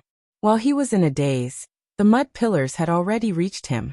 After Jiang Zhengqing reacted, he immediately retreated into the sky. But the scary thing was, the speed at which the 2 mud pillars rose was even faster than his flying speed. In a flash, the mud pillars had caught up with Jiang Zhengqing. After all, this was already the 2nd time he had been chased to the point of fleeing in such a sorry state. Jiang Zhengqing could not help but feel angry when he thought of all the things that had happened to him after his breakthrough. He was a heavenly being after all. It was fine when he faced Mr. Chen's flying immortal sword. But now, he was being chased all over the sky by 2 mud pillars. Did they really think that he was a heavenly being and a paper tiger? Jiang Zhengqing decided not to dodge anymore. He was ready to take the attack head-on. In an instant, Jiang Zhengqing was like a god descending to earth. The golden light around him shone brightly, almost illuminating half of Xiushan Island. 6 trigram calming mind, concealment of spirit and qi. The moment the protective shield appeared, 2 mud pillars, one on the left and one on the right, smashed into Jiang Zhengqing's body. Bang! A loud noise reverberated in the sky above Daiyu Island. The surging true core dispersed in all directions due to the violent collision, causing a strong gust of wind to blow across Xiushan Island. Wushu stood calmly on the ground and looked up at the situation from afar. He could not help but smile faintly. They were too weak. He did not even need to do anything. The power of the Wuji apricot yellow flag alone was enough to massacre the entire Daiyu Island. Wushu thought about whether he should speed up as he turned to look at the heavenly beings of the Jiang clan. But just as he was about to wave the apricot yellow flag again, Jiang Zhengqing's slightly hurried roar suddenly rang out. This kid's Dharma treasure is too powerful. Retreat, retreat, retreat. It wasn't difficult to discern that his voice clearly carried a trace of shock and terror. Obviously, he was terrified by the might of the Wuji apricot yellow flag. Jiang Zhengqing had quite a bit of prestige in the clan. After hearing his incessantly trembling shout, the Jiang clan's celestials naturally did not dare to rashly advance. They could only hurriedly retreat several miles. At this time, Jiang Zhengqing turned into a stream of light and flew out of the square, rushing back to the crowd. If it wasn't for the ancestor bestowing me with a protective magic treasure a few days ago, I'm afraid I would have been dead by now. After Jiang Zhengqing safely returned to Jiang Yuankuei's side, he panted heavily and said to Jiang Yuankuei. As he spoke, Jiang Zhengqing even passed a jade pendant to Jiang Yuankuei. This jade pendant was a protective magic treasure passed down from ancient times. If Jiang Yan hadn't been the first to break through to the celestial being realm, the old ancestor Jiang Yan wouldn't have given him this jade pendant. But now, he hadn't even warmed up the jade pendant when 4 or 5 extremely clear cracks appeared on it. Clearly, it was on the verge of breaking apart. The might of a single attack was actually so terrifying. At this time, if Jiang Yuankuei still didn't understand the seriousness of the matter, then he would truly be the clan chief for nothing. Therefore, after exchanging a glance with Jiang Zhengqing, Jiang Yuankuei abruptly raised his right hand and shouted, "The enemy is here! Everyone please form the Yin-Yang 6 directions formation with me." After saying that, The Jiang clan's celestials immediately formed groups of 6 and surrounded Xiushan Island Square in all directions. Over 300 celestials. How magnificent of a scene would that be? But Wushu acted as if he was watching a monkey show. Even though he was surrounded, there was still a faint smile on his face. When the golden light of the serene afterglow peak soared into the clouds and the heavenly stars formation was completely activated, Wushu slowly flew into the air under the gazes of the crowd. At this moment, the entire crowd was silent. Jiang Yuankui did not say anything. While everyone was waiting in formation, they were also silently examining the mysterious young man in front of them. Finally, Wushu was the first to speak, breaking the silence. I am the Divine General of Tiandu, Wushu. Under the orders of Yuhuan Tianzuan, I have specially come to condemn you all. No one answered him, because when they heard the 2 words Tiandu, all kinds of complicated expressions appeared on their faces. Wushu was not in a hurry to continue speaking.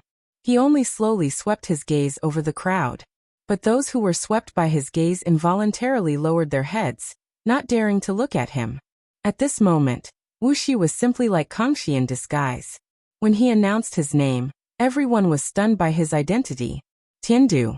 For the Jiang clan's clansmen, that was a distant place, a place that they yearned for day and night. But now, under the lead of their ancestor, they took the initiative to go against Tiandu. Wasn't this a rebellion?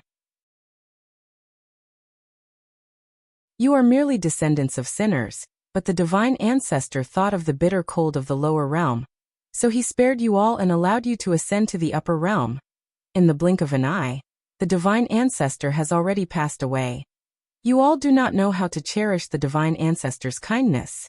Instead, you all think of ways to destroy the foundations of the divine ancestor and prevent the divine ancestor from opening. This crime is unforgivable. When Wushu was alone, he would always talk nonsense like a crazy person. That was why their teacher always said that he would not grow up and was far from Baihong. But when he was serious, his body would erupt with a powerful aura that was enough to suffocate people. He just silently floated in the air. Every word he said was like a heavy hammer, smashing into everyone's chest. Everyone lowered their heads in silence. They were all waiting for their ancestor to speak, but for some reason, their ancestor did not do anything today.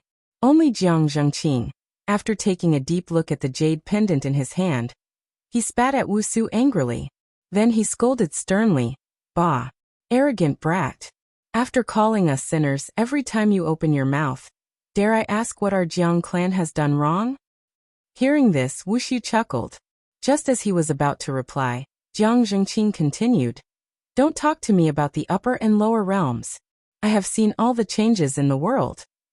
In the past, when Tiandu was strong, the Jiang clan could only become sinners and be trapped in this bitter cold. Didn't you all look down on the lower realm? Why are you here today? I think you know that too. Things are different now. Jinling's jade tree is famous, Qinhuai's waterside pavilion blooms early, but who knew that it would disappear so easily? I saw him build a vermilion tower, I saw him host guests, and I saw him collapse. I think you all are grasshoppers after autumn. You won't be able to jump around for long." Hearing this, the smile on Wushu's face disappeared. After coldly looking at Jiang Zhengqing, Wushu raised the apricot yellow flag in his hand again. Seeing this, the Jiang clan immediately acted as if they were facing a great enemy. As long as Jiang Yuankui gave the order, they would attack at the same time. They had to kill him instantly. Don't tell me you all really think that destroying the 5-directional holy palace and extracting the spiritual energy foundation can stop the gate of heaven from opening? That's wishful thinking. How foolish. Today, I will say this.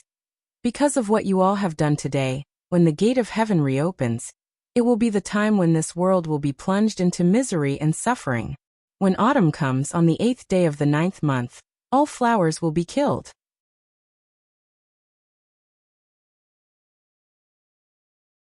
Chapter 379. Xiushan Island was in a mess. 300 celestial beings stood in formation. Everyone stared at the young man in the sky above the square from afar. Divine General. After hearing his last sentence, Jiang Zhengqing knew that he couldn't let him continue. There was no point in saying more. If a random divine general was enough to make everyone cower in fear, wouldn't the Jiang clan go for wool and come home shorn? Therefore, Jiang Zhengqing hesitated for a while. Then a fierce look flashed across his face. He walked past Jiang Yuankui and ordered everyone, "Formation!" In that instant, the mountains rumbled, the valleys responded, and the wind blew. Dust swirled, and flags fluttered. How magnificent was the sight of 300 celestial beings! No matter how arrogant Wuxi was, facing such a large number of enemies, he had to be on full alert. For the first time, his body showed signs of true yuan fluctuation. Attack! Jiang Zhengqing didn't give Wuxi too much time to prepare. After giving the order, he ordered everyone to attack with all their might. The surging Zhen Yuan gushed toward Wuxi like a torrential flood. Seeing this, Wuxi did not have any intention of running away, because at this moment, he was the divine general of Tiandu. He represented Tiandu to punish the sinners. If he ran away, where would Tiandu's face be? He could not back down from this battle. "Come on, let me take a look. What gave you the courage to go against Tiandu?" Wuxi was so angry that his hair and beard fluttered. He roared into the sky. The yellow flag in his hand was like a balloon. It expanded at a speed visible to the naked eye. At the same time, he quickly took out a pill from his sumaru mustard seed bag and stuffed it into his mouth. Xianyang Snow Melting Pill. This pill was a 9th grade spirit pill. Its effect was that when a cultivator burned their essence blood, the effect of the essence blood would be greatly enhanced. This would allow the cultivator to explode with power far greater than before. The 9th grade Central Wuji Apricot Yellow Flag in one hand, and the 9th grade Xianyang Snow Melting Pill in the other. Wuxi's combat power was not inferior to Chen Xi's. Therefore, just as the Jiang clan's attack was about to arrive, the yellow flag in Wuxi's hand exploded with a dazzling yellow light. The light was so bright that it almost dyed the entire sky. The 5 direction flags, Earth is supreme. Heaven Empress Earth, Heaven Empress, Heaven pure will not fail. With a wave of the flag, the entire earth trembled. Countless mud pillars suddenly extended from the ground and turned into a huge mud wall, surrounding Wuxiu. The attacks of the Jiang clan's celestials all landed on the earth wall. Boom, boom, boom, boom, boom. Dust flew everywhere, and sand and gravel flew everywhere. Huge explosions sounded in the sky above Xioshan Island one after another. That scene, it was like an air raid during World War II. The rumbling did not stop for even a moment. In truth, Jiang Zhengqing was well aware that the other party's strength far surpassed his own. Therefore, if they did not make use of their numerical advantage, they would have no hope at all. Therefore, after the first round of attacks, Jiang Zhengqing didn't wait for everyone to catch their breath before he roared fiercely. "Don't stop! Beat him up! Even if we have to destroy Xioshan Island today, we must bury this bastard here. Jiang family, prosper without decline." At this moment, the ancestral 6 trigram incantation of the Jiang clan could be considered to have completely bloomed. They were the origin of the necromancers and also the masters of the Tao of sorcery. Therefore, all kinds of 5 elemental sorcery were like a storm, smashing towards the center of the square, one round after another, as if there would never be a day of rest. Finally, some people had to stop temporarily because they had used up too much energy. However, they stopped in the air and gasped for breath. Because Jiang Zhengqing was a level higher than everyone else, when everyone had no choice but to stop, he was still crazily attacking the center of the square. The dust raised by the explosions blocked everyone's sight. From afar, the entire sky above Xioshan Island was filled with a layer of dust, as if a sandstorm was coming. Second granduncle, stop. Seeing Jiang Zhengqing continuously attacking like a madman, Jiang Yuankui quickly reached out to stop him. Although Jiang Yuankui did not want to believe that this person would be so stupid as to stand in the center and let them attack as they wished. But the truth was right in front of him. There were no signs of true essence fluctuations in the air above the square. However, out of caution, Jiang Yuankui did not immediately go forward to check the situation. Instead, he continued to wait patiently outside. Under Jiang Yuankui's persuasion, Jiang Zhengqing finally stopped. However, after he took 2 deep breaths, he frowned and said with a serious face, Yuankui, I think something is wrong. As expected, before Jiang Zhengqing finished speaking, a burst of bright light suddenly exploded in the center of the square. Immediately after, Wuxiu's voice was heard again. You guys, is that all you've got? Suddenly, a gust of wind came from nowhere. After the smoke dissipated, Wuxiu's figure appeared in front of everyone's eyes again. Could it be that you guys have been in the lower realm for too long? So you don't even know how to fight? If that's the case, why don't you just bind yourselves and ask me to be lenient? If Wuxiu was a fully armed modern special force, then the Jiang family was simply a primitive warrior who only knew how to rely on brute force to fight. After all, it was because the earth had been desolate for too long that civilization had degenerated to a primitive society. Spells, pills, talismans, refining weapons, setting up formations, and poison. Other than the spell inheritance that had not been cut off, what was left of the Jiang family? It could be said that this was a war between a modern civilization and a primitive society. In fact, the Wuji apricot yellow flag was not a killing magic treasure at all. Instead, it was mainly used for defense like shui xiang silk satin. Therefore, when the Jiang family attacked, Wuxiu only needed to hide under the protection of the Wuji apricot yellow flag.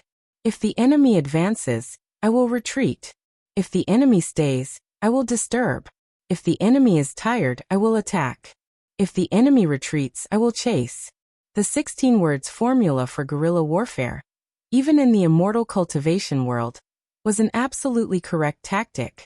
Unfortunately, there was no one in the entire Jiang family who knew about magic treasures, so everyone could only waste their energy. Therefore, it was time for Wuxiu to show his power. He waved the Wuji apricot yellow flag in his hand, and 4 giant natives made of mud suddenly emerged from the ground, then attacked the Jiang family members in all directions.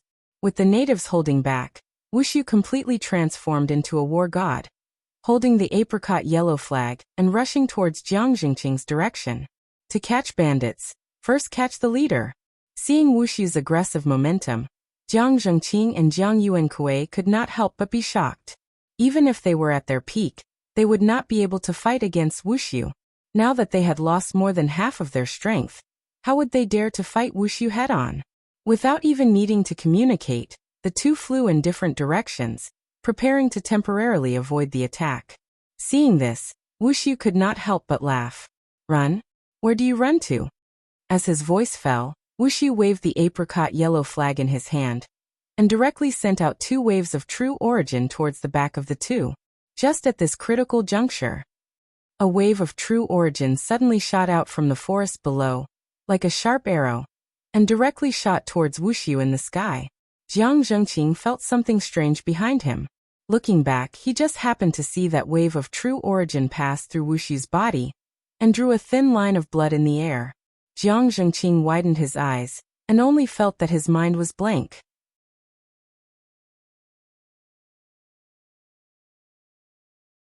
Chapter 380. The Old Ancestor Came. Once those words were said, everyone seemed to have been injected with chicken blood. A trace of indescribable excitement immediately appeared on their faces. After all, the old ancestor Jiang Yan was the current spiritual totem of the Jiang clan. Now that the Jiang clan raised the flag and wanted to become enemies with Tiandu, everyone was fighting fiercely. Only the old ancestor was nowhere to be seen. So it was inevitable that everyone would have doubts in their hearts. They could clearly choose to ascend to the higher realms, so why did they have to go against Tiandu? What was the reason? In reality, everyone knew very well why the old ancestor did this. But as long as the old ancestor did not appear, this question would always linger like a nightmare, forever shrouding everyone's heart. The most frightening thing in a battle was to lose morale. Luckily, the old ancestor finally appeared.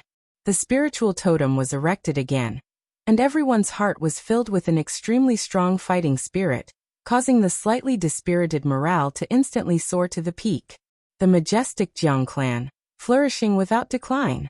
The giant natives summoned by Wuxiu had no life to begin with, and each one of them had to face the encirclement of dozens of celestials. Thus, under the continuous encirclement of everyone, The natives could only collapse one by one, turning into a pile of rubble and mud that fell to the ground again. Then, the celestials of the Jiang clan who had freed up their hands immediately turned towards Wushu's direction, firmly surrounding him in the center. Back to Wushu's side.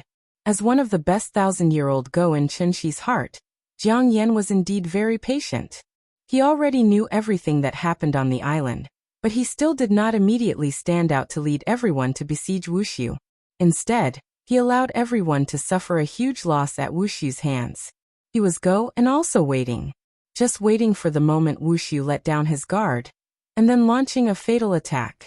For a smart person, 10,000 meaningless attacks were clearly not as effective as a single fatal attack. Just in terms of cultivation, Jiang Yan, who had lived for over 1,000 years, was clearly stronger than Wushu. Thus, when he steeled his heart to launch a sneak attack, even with the protection of the Wuji apricot yellow flag, Wushu was still unable to completely dodge the attack. But fortunately Wusu reacted very quickly. Furthermore, his clothes were defensive magic treasures. Therefore, the killing move that Jiang Yan had been holding back for a long time only managed to cut off a piece of flesh from his waist. Immortal cultivators did have the ability to regenerate broken limbs, but this takes time to recover slowly.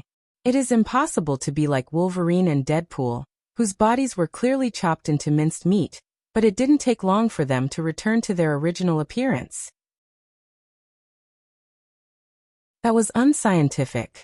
For immortal cultivators, the body was merely a vessel, while the soul was the absolute core.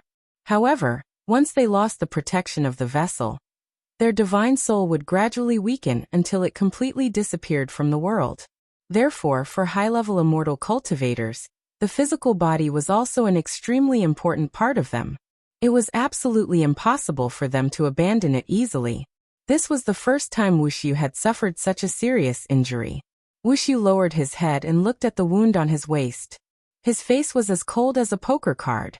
He silently took out a healing pill from his summer mustard seed bag and swallowed it. Then he turned his gaze to the forest below. Subsequently, a figure slowly flew into the air under Wushu's gaze. Jiang Yuankui took a closer look. After seeing the person's appearance, he couldn't help but exclaim, "Fengyan? Why are you here?" Because of the previous act of snatching the Adumbra flower, Jiang Fengyan had been punished by the old ancestor to meditate in the dry pool, so Jiang Yuankui didn't expect to see his son here. However, Jiang Zhengqing immediately figured out the reason, so he immediately cupped his hands and saluted. Zhengqing greets the old ancestor. After hearing this, Jiang Yuankui was stunned on the spot. At this time he finally reacted, "Jiang Yan, Jiang Fengyan." It was only a difference of one word, but their identities were worlds apart. Jiang Fengyan was a direct descendant of the Jiang family, so the only similarity between the two was probably the blood flowing in their bodies. Bloodline possession. It must be a bloodline possession. The old ancestor forcibly took away Jiang Fengyan's body and erased his divine soul at the same time. Yuankui, the Jiang family has reached a critical moment of life and death. This old man has to do this. If I don't do this, not only Fengyan, but even you and the tens of thousands of Jiang family members on Daiyu Island will die in the hands of this person. I hope you can figure this out and don't hold a grudge because of this. Jiang Fengyan flew to the side of the two, then said this to Jiang Yuankui through voice transmission. After hearing this, Jiang Yuankui looked up to the sky and screamed in extreme pain. Then, as if he had gone mad, he turned around and flew in the direction of Qixia Peak. Yuankui. Seeing this, Jiang Zhengqing stepped forward to stop Jiang Yuankui. However, before he could turn around, Jiang Fengyan directly called out to him.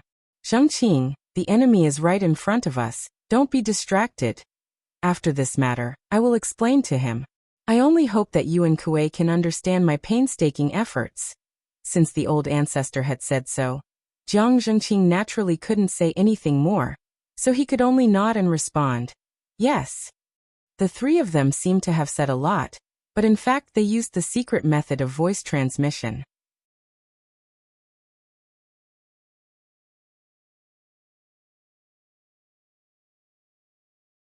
Chapter 381. Yin and Yang, 5 elements, 6 lines, 8 trigrams. The 5 elements reinforced and restrained each other. The 5 elements did not simply refer to the 5 elements of metal, wood, water, fire and earth. It referred to a cultivator's basic understanding of the laws of heaven and earth. Only by understanding the 5 elements, yin and yang, could one officially step into the door of immortality. Among the 5 elements, thunder represented the Zhen trigram, which was wood. Even a blind man could see that Wushu's cultivation method was based on earth. Therefore, Jiang Yan did not even need to think too much, and directly took out the Jiang clan's trump card. 9 Heavens Thunder Technique. At that moment Jiang Yan, who held the thunder in his hand, was so powerful that it almost completely suppressed Wushu's limelight. Seeing this, Wushu's face suddenly revealed a trace of a sinister smile. Without hesitation, he took out another magic treasure from his Sumeru mustard seed bag. Whitebone Soul Summoning Banner. Then, with the flag in his right hand and the banner in his left hand, he continued to rush in the direction of Jiang Yan. It had to be mentioned here. There was actually a difference between a banner and a flag. A flag was hung horizontally like a national flag, while a banner was hung vertically. Horizontal as a flag, vertical as a banner. There seemed to be no difference between the two, but in reality, there was a big difference. That was because the flag was yang, and the banner was yin. Therefore, the moment Wushu took out the Whitebone Soul Summoning Banner, a black gas suddenly surged out from his body, as if thousands of vengeful spirits were flowing within. With one hand, the apricot yellow flag was mighty and righteous. With the other, the Whitebone Soul Summoning Banner was awe-inspiring. Since Jiang Yan wanted to use the 5 elements to restrain him, then he might as well combine yin and yang, and directly surpass the 5 elements. Under the contrast of one good and one evil, one yin and one yang, Wushu was like a combination of gods and demons, brazenly facing the 9 heavens thunder in Jiang Yan's hands. A battle between Yuanying and Yang. Thunder against yin and yang earth. This battle was so exciting that it could be said to be a once-in-a-lifetime event. However, just as Xiushan Island was collapsing and the sky was darkening, Jiang Zhengqing's figure quietly appeared on Qixia Peak. As the Jiang clan's only celestial being, he did not follow the old ancestor to face the great enemy together. Instead, he came here to find Jiang Yuankui. As soon as he stepped into the ancestral hall, he saw Jiang Yuankui kneeling in front of the Jiang clan's ancestral tablets with a stupefied expression. It was unknown what he was thinking. Seeing this, Jiang Zhengqing couldn't help but fly into a rage. He directly grabbed Jiang Yuankui's collar and lifted him up from the ground. The Jiang clan is currently facing a great calamity. For this reason, the old ancestor did not hesitate to save up for 1,000 years. He possessed Feng Yin just to mediate with that thief for a moment. But you, as the patriarch, are unable to recover from this setback. Could it be that you want to watch as that bastard kills all of my Jiang clan's clansmen in order to resolve the hatred in your heart? For a father, what kind of blow would the pain of losing a child be? Not to mention the ordinary people. Even Jiang Yuankui, who was the clan leader, had completely lost his soul under this blow. Therefore, after hearing Jiang Zhengqing's reprimand, Jiang Yuankui smiled bitterly and said, "Second granduncle must be joking. Yuankui's strength is low. Even if I go, I can only stand on the side and cheer for old ancestor." Slap. Before Jiang Yuankui could finish his words, Jiang Zhengqing slapped him in the face and sent him flying more than 10 meters away. He even slid on the ground for a long time before finally coming to a stop after hitting a pillar. "I don't have time to talk nonsense with you. Let me tell you, the Jiang clan is facing a great calamity. If old ancestor can't defeat that bastard, even if I have to run away before the battle, I will come back and kill you first." Hearing this, Jiang Yuankui lay on the ground without moving. It seemed that his heart was already dead. Seeing him like this, Jiang Zhengqing was furious. Just as he was about to go up and hit Jiang Yuankui to wake him up, a series of shocking rumbles suddenly came from outside the house. Like an earthquake, the entire Daiyu Island trembled, and the tiles of the ancestral temple rustled and fell. Obviously, the battle had reached its climax. Since the battle was so fierce, Jiang Zhengqing, who was the main force, naturally did not dare to delay for too long. Therefore, he could only stomp his foot hard and leave a sentence before turning around and flying out of the ancestral temple. Old ancestor asked me to pass on a message to you. If you care about the Jiang clan's tens of thousands of years of foundation, then stand up and think of a way to find a strong ally for the Jiang clan to solve the current crisis. Jiang Zhengqing left. After a long while, Jiang Yuankui crawled up from the ground with some difficulty. Strong ally? Even though Jiang Zhengqing did not say who that person was, Jiang Yuankui instantly understood the old ancestor's meaning. However, he did not act immediately. Instead, he stood where he was and seriously thought about it. In fact, Jiang Yuankui had been very clear-headed the whole time. And because he was clear-headed, he had always had a question in his heart. Everything that was happening now, was it all part of the old ancestor's plan? Perhaps the possession of Feng Yin was also part of it? This was a very scary guess, and it made Jiang Yuankui shudder. He could not be sure. He could not be sure. That was because, after all, the blood of the Jiang clan still flowed in his body. Jiang Yuankui hesitated for a while with a complicated expression. In the end, he still could not cut off the fetters that originated from the depths of his bloodline. He turned around and walked toward the back of the ancestral temple. From the perspective of communication technology, modern technology had indeed surpassed immortal cultivation techniques. Jiang Yuankui was only a diviner. Therefore, if he wanted to instantly contact Chen Shi on the other side of the world, other than a phone call, Jiang Yuankui really could not think of any other way. Fortunately, Chen Shi had left his phone number before. Otherwise, Jiang Yuankui really would not be able to call the heavens or the earth. When the phone rang, Chen Shi was busy in the courtyard counting the medicinal ingredients. He was preparing to officially start refining medicine at night after Nian fell asleep. Hello? Who is this? Mr. Chen, it's me, Jiang Yuankui. As soon as the call connected, Jiang Yuankui's slightly hoarse voice sounded from the other end of the phone. Hearing this, Chen Shi immediately raised his eyebrows. After glancing at the adumbra flower, he prepared to smile and say a few words of courtesy to Jiang Yuankui. However, before he could speak, Jiang Yuankui anxiously said, "The Jiang clan is in danger. Sir, please lend us a hand." Then, Jiang Yuankui quickly recounted the situation on Daiyu Island. After hearing this, Chen Shi's face showed a hint of surprise. If they did not use an atomic bomb, even if the entire Wu Lian came out, they would not be able to do anything to the Jiang clan. He had already killed one heavenly general and captured 3 alive.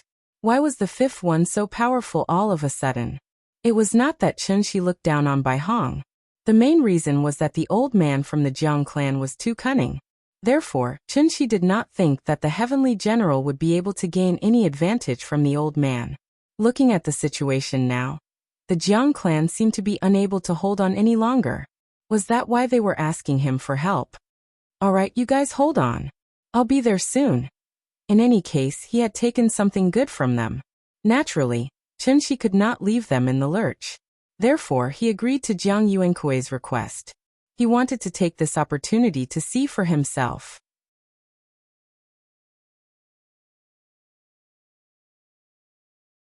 Chapter 382. After explaining the situation to Qin Ruoying, Chen Shi set off for Daiyu Island. As soon as he got close to the waters around Daiyu Island, the sky suddenly darkened. Thunder and lightning intertwined, and torrential rain poured down. Thick fog rolled and rose from the surface of the sea, and the sea looked as if a tsunami was approaching. The waves surged over one after another, as if thousands of soldiers and horses were screaming, charging, and fighting. From time to time, waves soared into the sky, creating splashes of water that were more than 10 feet high. It was a spectacular sight that could not be described with words. Because the Jiang family had activated the protective array, even Chen Shi could not see what was going on inside. When he forcibly broke open a crack in the array and was about to enter, a surging and violent wave of spirit qi suddenly surged out from the crack. Chen Shi only sensed it briefly, but he frowned on the spot. This was the remnant aura after the great battle. At the same time, there were 2 distinct waves of true origin in this aura. This meant that the battle had reached its climax, and both parties did not even bother to restrain themselves. That was why so much spirit qi had leaked out. Qinshi could only hope that the old man could hold on for a while longer. After all, he was not here to collect the Jiang family's corpse. Thinking of this, Qinshi couldn't help but speed up his movements. With a flash, his entire person directly entered the grand formation. As soon as he entered the array, he saw a field of wildfire, thick smoke and dilapidated walls. Daiyu Island. Where was the beautiful and spectacular sight that Qinshi had seen when he first came here? Xiushan Island, which was located at the westernmost tip of Daiyu Island, had half a mountain cut off. Many Jiang family members who were lucky enough to survive could only hold on to broken logs and cry in the sea. The island was shattered, and the mountain was flattened. The wildfire lit up the forest, and thick smoke filled the sky. The 17 islands of Daiyu Island. There were only 1 or 2 that had not been affected by the Great Battle. It could be said that heaven and earth had lost their color, and all living things were crying out in grief. It was a scene of misery and suffering. Rumble. Rumble. The battle was not over yet. Every time Wuxiu and Jiangyan clashed, the shockwaves produced by the collision of their zhenyuan would instantly destroy everything around them. Thunder continued to rumble, and the earth trembled violently. This scene was very similar to the carpet bombing tactics of World War II. Thus, compared to the Jiang clan's people in the sky, the Jiang clan's people with shallow cultivations below were the ones who were truly living in fear. They would never know when the next wave of attacks would befall them. They watched as their loved ones fell one after another in the aftermath of the Great Battle, or were directly smashed into meat paste by the dissipating true essence. The pitiful Jiang clansmen could only hug each other and cry bitterly. The Celestials couldn't protect them, and the old ancestor couldn't save them. Who else could save them? Blood flowed like a river and corpses piled up into mountains. Tens of thousands of people were in grief, their wails shaking the heavens. Looking at the tragic scenes in front of him, Qinshi, who was used to living in a civilized society, felt a little uncomfortable for a moment. Although he had only returned for a little over a year, he felt that he had been away from that cruel world for far too long. Until this moment, he finally found the feeling he had back then. The battle between Yuanying was indeed more terrifying than he had imagined. Both of them were experts. Experts naturally didn't need to be compassionate, nor did they need to be overcautious. However, looking at the grief-stricken mortals below, combined with what he had seen and heard during this period of time, Qinshi couldn't help but have a question in his mind. Strength and weakness were relative.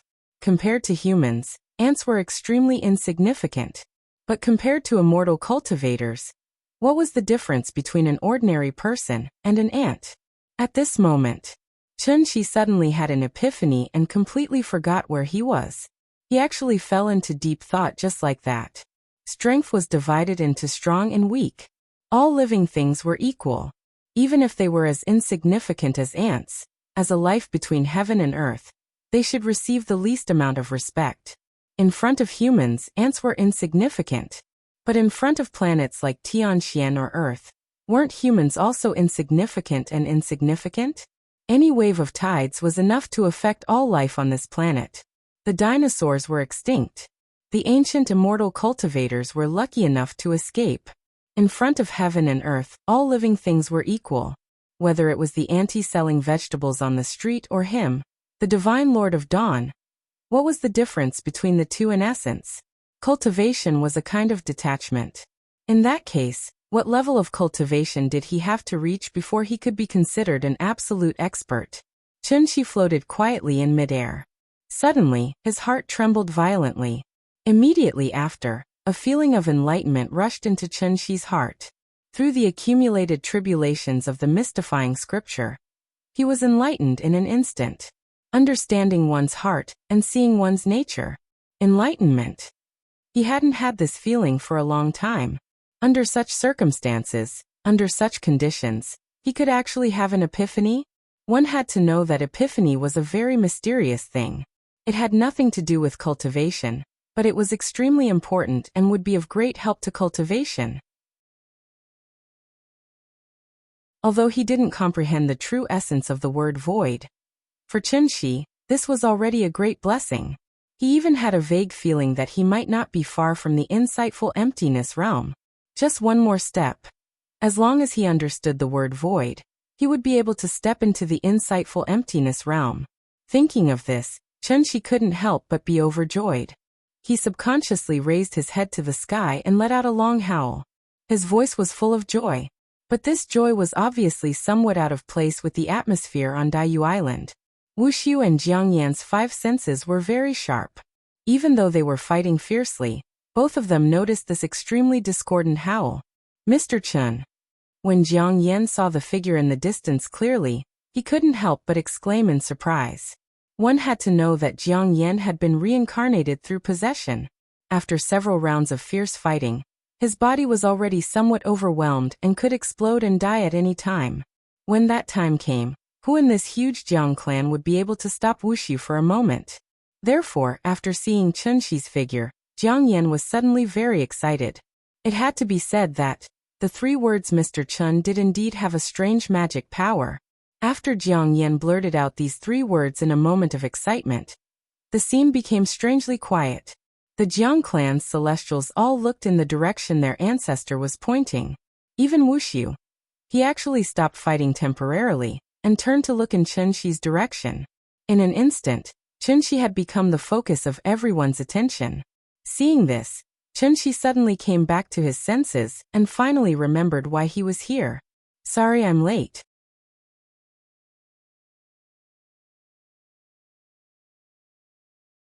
Chapter 383. This was how Mr. Chun, who was the center of attention, appeared in the sky above Daiyu Island. Then he flew to Jiang Zhengqing's side. Perhaps it was because he had just had an epiphany, but Chunshi was in a good mood. He even nodded at Jiang Zhengqing. Seeing this, Jiang Zhengqing smiled bitterly and shook his head. Mr. Chun was in a good mood. The mood of this group of people was very heavy.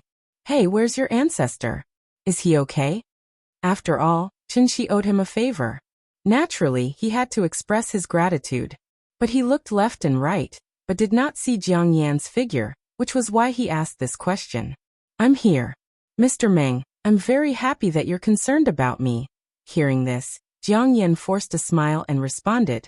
At this time, Chunshi finally noticed the young man beside him. If he remembered correctly, this young man was the one who wanted to take the Adumbra flower away from him. Wait a minute. This kid was not even a diviner, right? How did he become so powerful after not seeing him for a few days? Feeling the surge of true origin in Jiang Yan's body, even Chunshi could not help but be stunned for a moment. Immediately after that, he seemed to have suddenly thought of something. He could not help but ask tentatively, bloodline possession? You're very knowledgeable, Mr. Meng. Hearing this, Jiang Yan nodded straightforwardly, confirming his guess. The so-called bloodline possession was actually a taboo technique. It went against the rules, so it was not tolerated by the world. A very simple example could be given. If a grandfather took away his grandson's body, how should the father address his son? Should he address his son's body as his father? Or should he address his father's soul as his son? No matter who it was, they would not be able to accept such a strange thing. But even so, bloodline possession was still a common occurrence. After all, compared to outsiders, the possessor and the possessor shared the same bloodline. After possession, it was naturally easier for the possessor to unleash his original strength. Looking at Jiang Fengyan, who had a young face but was extremely mature in his behavior, Jiang Fengyan felt a chill run down his spine. Chunshi was speechless. However, this was someone else's family matter after all. As an outsider, he had no right to interfere. In fact, Chunshi had long felt that this old man was very sinister, but he did not expect this old man to be even more sinister than he had imagined. The old man had used the soul crystal to live for thousands of years. Chunshi thought that he had taken over the body, so he could only stay in the soul crystal for the rest of his life. He didn't expect the old man to have such a trick up his sleeve. It wasn't until today that he seized his great-great-great-grandson's body. Jiang Fengyan was a good material. He could be considered to have excellent aptitude. Otherwise, he wouldn't have been able to take half a step into the Deva realm at such a young age. With such aptitude, if placed in the heavenly jade domain, no matter which sect, he would be listed as a core disciple. Thinking of this, Chunshi couldn't help but come up with a guess. Could it be The old man had predicted that with the revival of spirit qi, there was a perfect candidate for possession, so he simply took advantage of this opportunity to seize Jiang Fengyan's body openly. He trapped himself in the soul crystal and tortured himself for thousands of years, just to welcome the glory of tomorrow? What a vicious heart! What a deep mind! People who were vicious to others were not scary. People who were vicious to themselves were the ones who were truly scary. Chen Qi's mind was in a whirl, but his face did not show any abnormality. His conversation with Jiang Yan was short, so it did not take up too much time. After saying that, Chen Qi turned his gaze to Wuxiu. After all, this was his real enemy. It had to be said that the atmosphere above Daiyu Island was somewhat stifling. Wuxiu was still holding 2 flags in his hands, flying alone not far away from the Jiang family. A dignified divine general of Tiandu was now covered in injuries, and he no longer had the sage-like aura he had before. However, even Wuxiu's body emitted a sense of exhaustion, let alone the Jiang clan's people. Chen Qi only took a cursory glance, and found that the Jiang family's pride of 300 divine warriors had been reduced to just over 100. Moreover, they all looked dispirited, and there was even some despair and fear in their eyes. It was obvious that the Jiang family had paid a heavy price in this battle. It could be said that they had suffered a great loss. If it wasn't for his appearance that made the 2 sides stop fighting for a while, then it would not be long before. Then Daiyu Island would be completely wiped off the map by Wuxiu. Alright, you guys go and rest. Leave this to me. Chen Qi twisted his neck, and after saying that, he directly flew forward a short distance, leaving himself to face Wuxiu alone. This action clearly showed his attitude. Swap. From now on, Wuxiu's enemy was no longer the Jiang family, but him, Chen Qi, Mr. Chen. Actually, Chen Qi's idea was very simple. No matter what secrets were hidden, when the spirit energy tide appeared, Yingying would feel dizzy and sick. It was also because Yingying would feel dizzy and sick that he had to avoid this situation. How could he avoid it? Wasn't it just to disperse the spirit energy tide? Other than that, whether it was Tiandu or the Jiang family, it had nothing to do with him. In short, as long as he was on Earth, the spirit energy tide would not appear for a day. But if the spirit energy tide did not appear, how could the heavenly gate open? How would the generals of Tiandu descend on Earth? This was simply a paradox. Therefore, it was destined that Chen Qi would stand on the opposite side of Tiandu.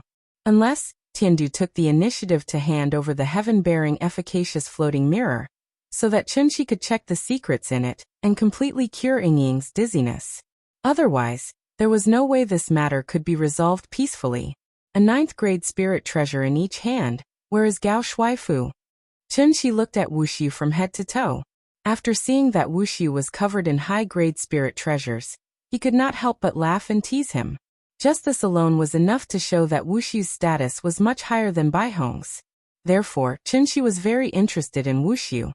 He wanted to bring Wuxiu back to the underwater cave, light a candle, prepare a whip, and interrogate him. Wuxiu did not speak. He had been silently sizing up Chen Qi. Even after Chen Qi spoke, the expression on his face didn't change. Seeing that he did not speak, Chen Qi asked very generously, "You guys have been fighting for so long. Do you want to rest for a while? Take some medicine to nourish your body or something." "No need." Wuxiu finally spoke. Chen Qi thought that he was going to continue fighting, so he shook his right hand and the flowing cloud sword flew out from his back. "Then come, don't say that I bullied you. I'll let you have 3 moves first. Go ahead, I promise I won't fight back." After saying that, Chen Qi held the long sword in his hand and made an inviting gesture. Hearing that, Wuxiu still did not attack. Without seeing him do anything, the Wuji apricot yellow flag and the white bone soul beckoning banner in his hands suddenly disappeared, which made Chen Qi envious. Summer mustard seed bag? Tall, rich, and handsome indeed. Chen Qi thought that Wuxiu was going to change his spirit treasures. But after a while, he only saw Wuxiu rubbing his face with his hand, and then showing a dispirited expression. "I'm not fighting anymore. I'm already giving you Huan Tianzuan enough face. I'm tired, let's call it a day. Mr. Chen, right? My name is Wuxiu. We'll meet again someday, see you next time." Until then, Wuxiu finally returned to his previous sloppy self.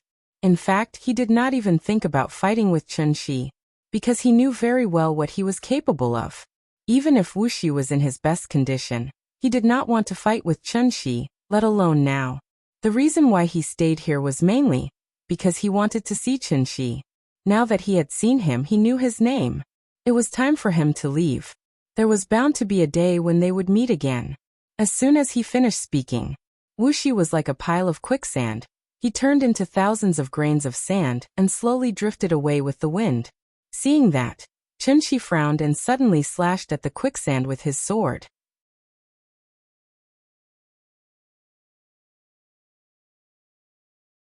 Chapter 384. Under Chen-Shi's watch, Wuxi suddenly turned into a cloud of dust and dissipated in front of everyone's eyes. Chen-Shi had come all the way here and had barely exchanged a few words. How could he allow this guy to escape so easily? Therefore, the moment Wuxi's figure dissipated, Chen-Shi drew his sword. As soon as the sword was drawn, the sky suddenly darkened. The long sword turned invisible, and the twilight in the sky silently closed. Heaven and earth were silent. It was as if only one person, one sword, and one grain of sand were left. This was the earth escape technique of the 5 elements. It was also the escape technique that Wuxi was proud of. As soon as this technique was drawn, Wuxi's entire body was like thousands of dust and gravel in the air. It was invisible and unfathomable. But it was a pity Wuxi had underestimated Chen-Shi's strength. If he had left before Chen-Shi arrived, Daiyu Island would have been like his back garden. He could come and go as he pleased. Since Chen-Shi was already here, it was destined that he would not be able to be as relaxed as before. Chen-Shi still used the first move of the moonlight sword technique. The sword hid the void. Before the sword was drawn, the sword aura was hidden and not released. As soon as the sword was drawn, it was like a long river hanging upside down, soaring into the sky and into the clouds. Its speed was so fast that it was simply shocking. Jiang Zhengqing was completely stunned by this sword. Even when he was chased by Chen-Shi's flying sword all over the sky before, he did not feel that Mr. Chen was much stronger than he was. Until he saw this sword, Jiang Zhengqing finally understood the gap between himself and Mr. Chen. It was like the gap between heaven and earth. The move was still the same move. However, in the past year or so, Chen-Shi's condition had improved qualitatively. The demeanor of a divine lord was completely displayed at this moment. After Chen-Shi slashed out with her sword, the sword light suddenly transformed into thousands of identical sword shadows as it flew through the air. These sword shadows didn't look very real, as if they didn't really exist in this world, so people mistakenly thought that these sword shadows were only the refraction of light, which was why they formed the illusion of one real sword and 10,000 fake swords. It looked like a kaleidoscope. Of all the people present, only Jiang Yan knew what was good for him. Marvelous, truly marvelous. Jiang Yan let out a heartfelt sigh. At this time, the sword gleam and the thousands of sword shadows had already arrived at Wuxi's previous location. One grain of sand, one world, one leaf, one Bodhi. Since Wuxi was trying to split himself into thousands of clones and escape from Chen-Shi's sight using the Earth Escape technique, Chen-Shi decided to use the Earth Escape technique. In that case, Chen-Shi could only unleash 10,000 swords simultaneously, using the real sword to lock onto Wuxi's chi dynamic, and the virtual sword to sweep through all things. Not a single grain of sand was spared. Bang! There was a silent and violent explosion. It was as if a piece of the sky had been forcefully ripped out, leaving a strange vacuum zone in the sky above Daiyu Island. In this vacuum, there was no air, no dust, and even the sunlight seemed to be frozen. And this was clearly the real a sword concealing the void. Crack. Suddenly, the sky cracked open like a broken mirror. The light in that position began to distort, and a figure appeared out of thin air in the originally empty sky. First it was a pair of legs, then thighs, waist, chest, neck, and finally, head. Wuxi's figure slowly appeared. Wuxi stared at his own body with wide eyes, and his face suddenly revealed an expression as if he had seen a ghost. To put it bluntly, this was the ultimate life-saving technique that he relied on to survive. How could it be so easily broken by Chen-Shi? At this moment, Wuxi was really panicking. It's still so early, my daughter hasn't even finished school. Why are you in such a hurry? After twirling his sword around, Chunxi said to him with a smile. Wuxi was silent. After taking a deep look at Chunxi, he said with a solemn expression, Impossible, it's impossible for someone like you to appear in the lower realm. Where did you come from? Wuxi looked at Chunxi with a strange expression, but after Chunxi heard this, she only smiled and didn't care at all. Me? I came from Shangjing. He was born and raised on Earth, so why would he need to explain himself to anyone? Wuxi did not believe him, but he did not argue with him. Instead, he quietly took out the white bone spirit summoning banner from his Sumeru mustard bag. It seemed like he had accepted his fate. Since he could not run, he could only fight. Seeing this, Chunxi nodded with a smile and signaled him to make his move. The battle was about to begin. The members of the Jiang family held their breaths and looked at them nervously. They had already changed from participants to spectators. However, just when everyone thought that Wuxi was going to start fighting, Wuxi suddenly did something that shocked everyone. After he took out the white bone spirit summoning banner, he slapped himself hard on the chest, causing himself to spit out a mouthful of blood. The blood stained the banner, making the patterns on the banner even more eerie. Blood sacrifice? After seeing Wuxi use his blood to dye the white bone spirit summoning banner red, even Chunxi could not help but stop smiling. His expression became more serious because of this. After all, the blood that Wuxi spat out was not simple. That was his blood essence.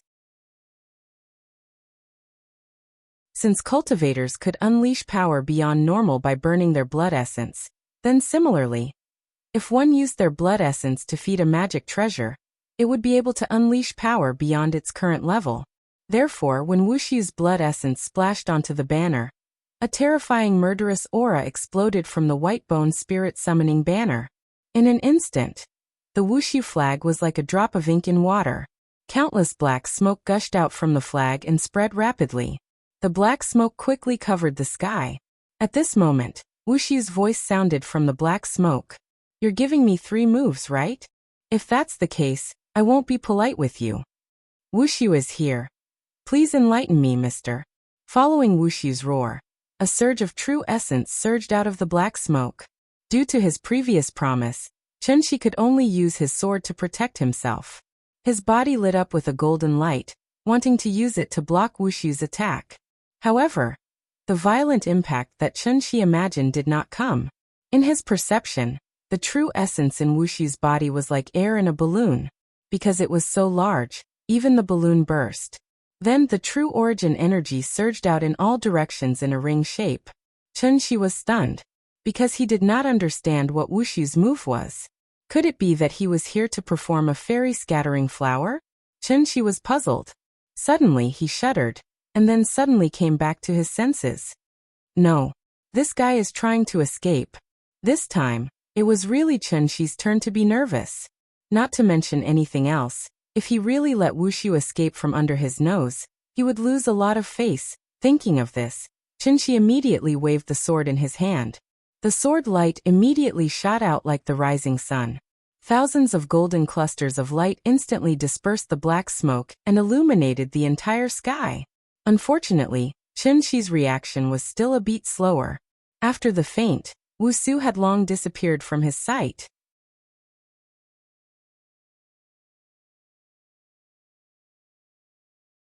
Chapter 385. Of the 36 stratagems, escape was the best stratagem. Wuxi slipped away quietly in front of Chunxi's eyes. Looking in the direction Wuxi disappeared in, Chunxi finally came back to his senses after a long while. He burned his blood essence and then put on such a grand display. In the end, it was all to escape? This was a little awkward. Chunxi turned around and glanced at the Jiang family, only to find that everyone was looking at him expressionlessly. I'm sorry we let him escape. It was a mistake. Since he had already escaped, it was impossible for Chunxi to catch up no matter how much he wanted to. At this point, Chunxi could only sheath his long sword with an awkward expression and sincerely apologized to the Jiang family. Although he did not do anything wrong. Looking at the defeated soldiers in front of him and the wildfire raging on Daiyu Island below, Chunxi still felt a little apologetic. After all, Wushu's trip had greatly damaged Diyu Island's vitality, although he had arrived in time to save the Jiang family.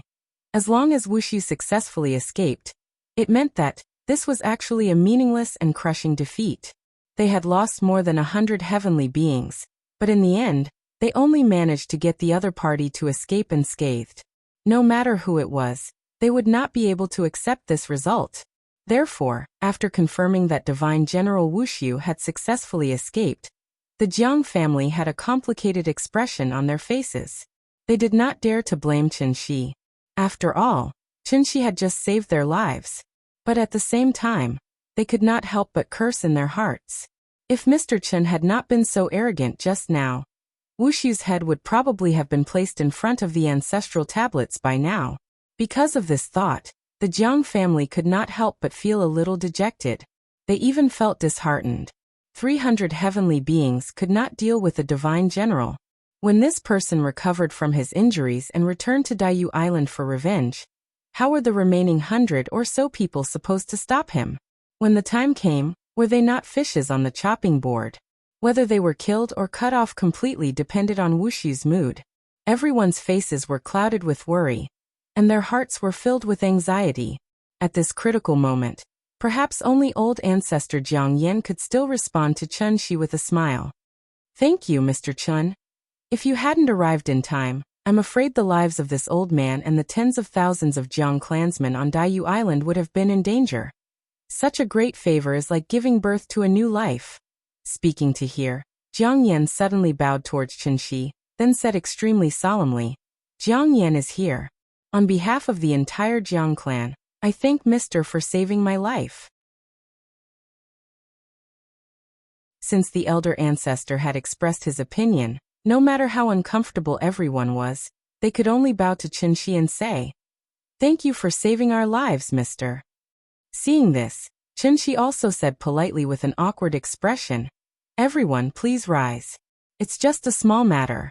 Everyone, there's no need to be so polite."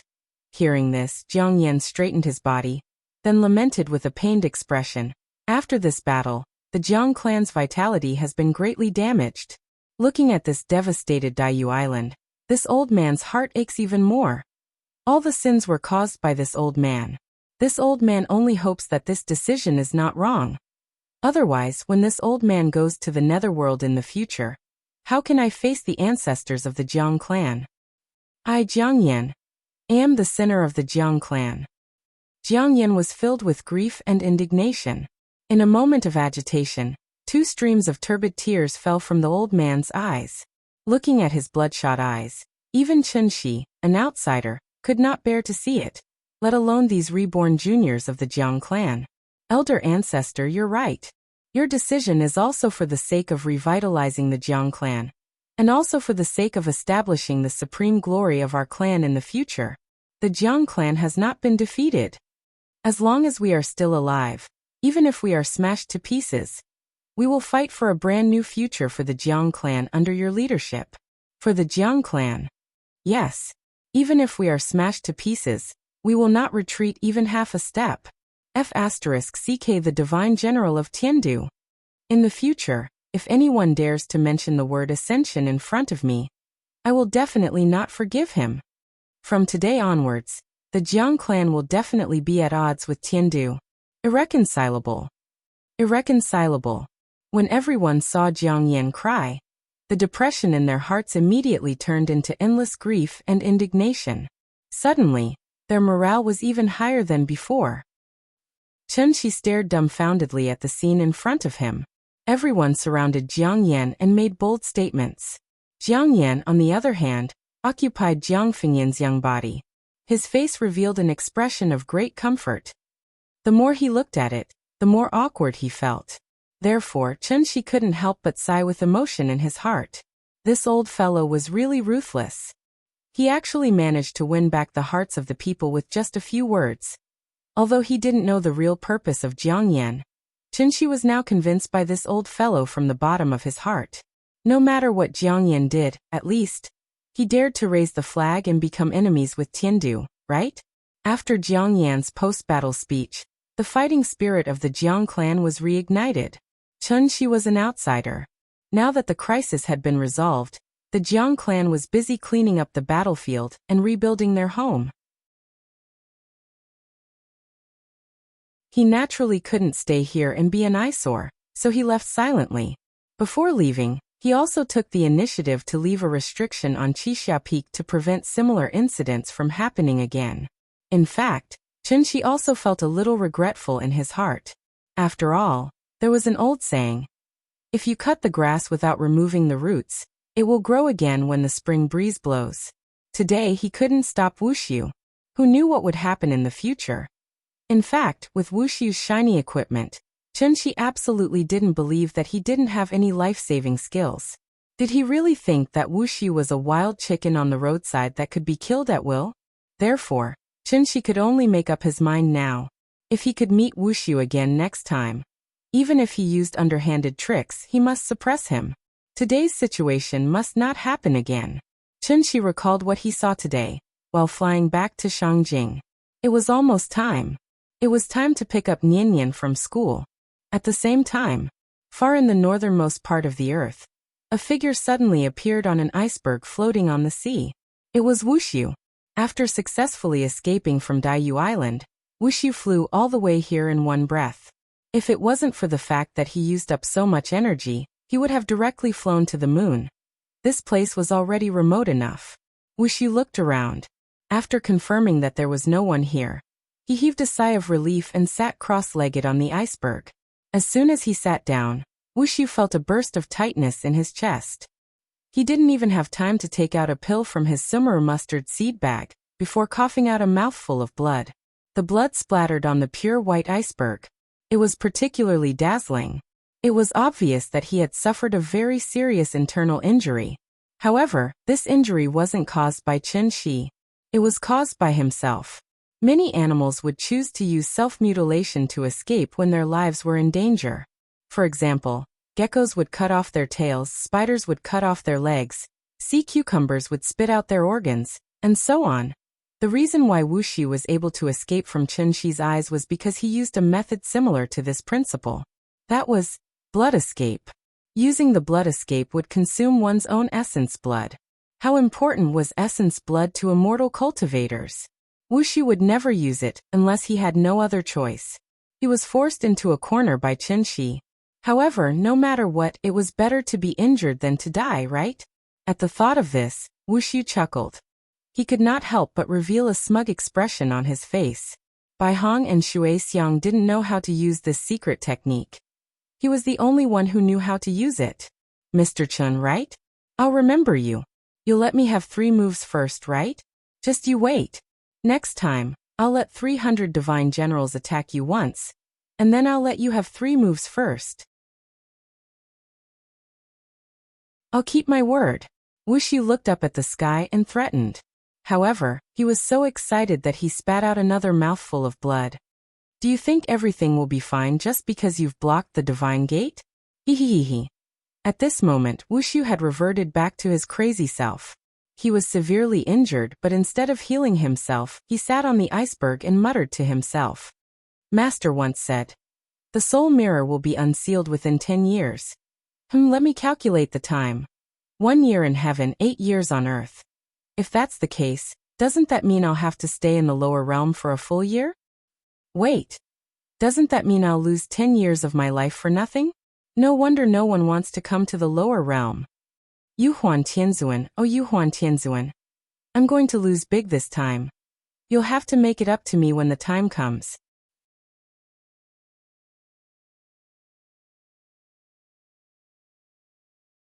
Chapter 386. November 1st, Halloween in the West. Although many kindergartens were celebrating the Western Festival now, Donghua Gate Kindergarten did not promote the Western Festival in the park due to its pure bloodline. Therefore, for the children in the park, today was just a very ordinary day. The only thing worth noting was probably the temperature today, because winter had arrived in Shangjing again.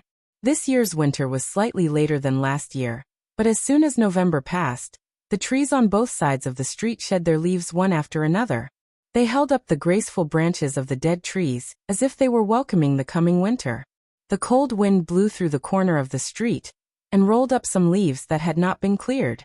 Perhaps because the kindergarten was next to the Forbidden City, it was particularly quiet here.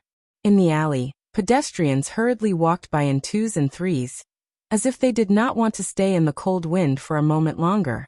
The road outside the kindergarten was already filled with cars that came to pick up children from school. The parents sat in the cars to keep warm, and the cars breathed out heavy air. Only Chun-Shi stood alone in front of the gate. He was wearing a black windbreaker, and he was standing like a javelin. At first glance, Chun-Shi looked a bit like a security guard in front of the sales department. Ding ding ding as the pleasant bell rang.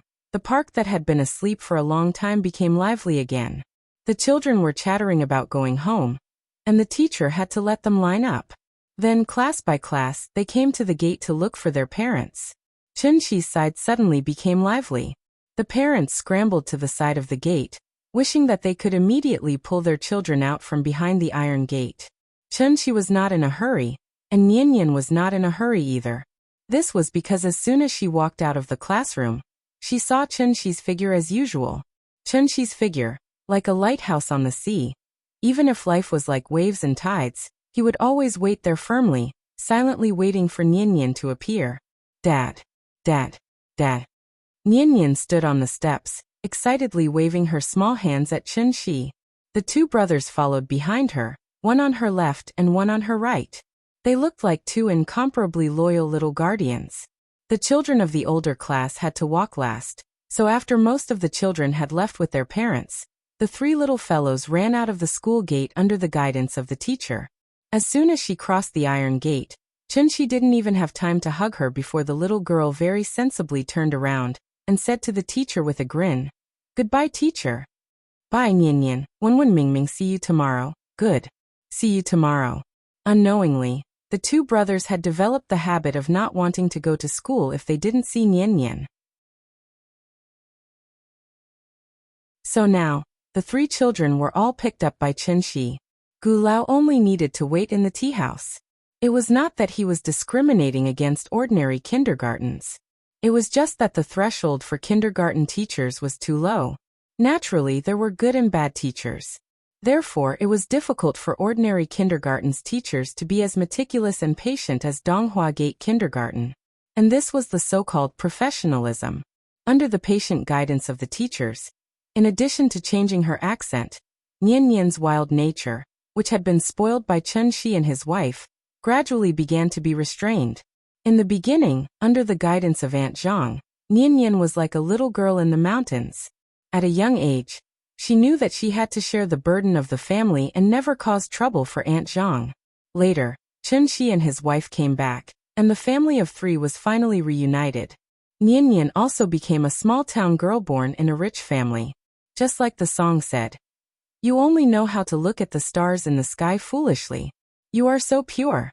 The return of her parents allowed her to find the greatest happiness in the world. Carefree and free. But it was also because of Chun-Shi's fatherly attitude of holding her in his hands, and fearing that she would fall and melt in his mouth that Nian gradually let go of the nature of a child. She learned to be coquettish, naughty, shameless, and throw a tantrum. But it was also at this time that only then could he be considered a complete child. Later, Nian went to kindergarten, and it was a model kindergarten that was ranked in the country. Under the patient guidance of the teachers, Nian changed again. And at this moment, she truly became a lady from a wealthy family. However, there were too few people in this wealthy family. At most, it was a family of three, plus his father-in-law and sister-in-law's family. Of course, whether it was a mountain girl, a small-town girl, or a lady from a wealthy family. To Chun-Shi, Nian would always be the smart, sensible, lively, and cute Nian. He only wanted Nian to grow up happily, carefree, free and unrestrained. No worries in the world should appear in Nian's young heart.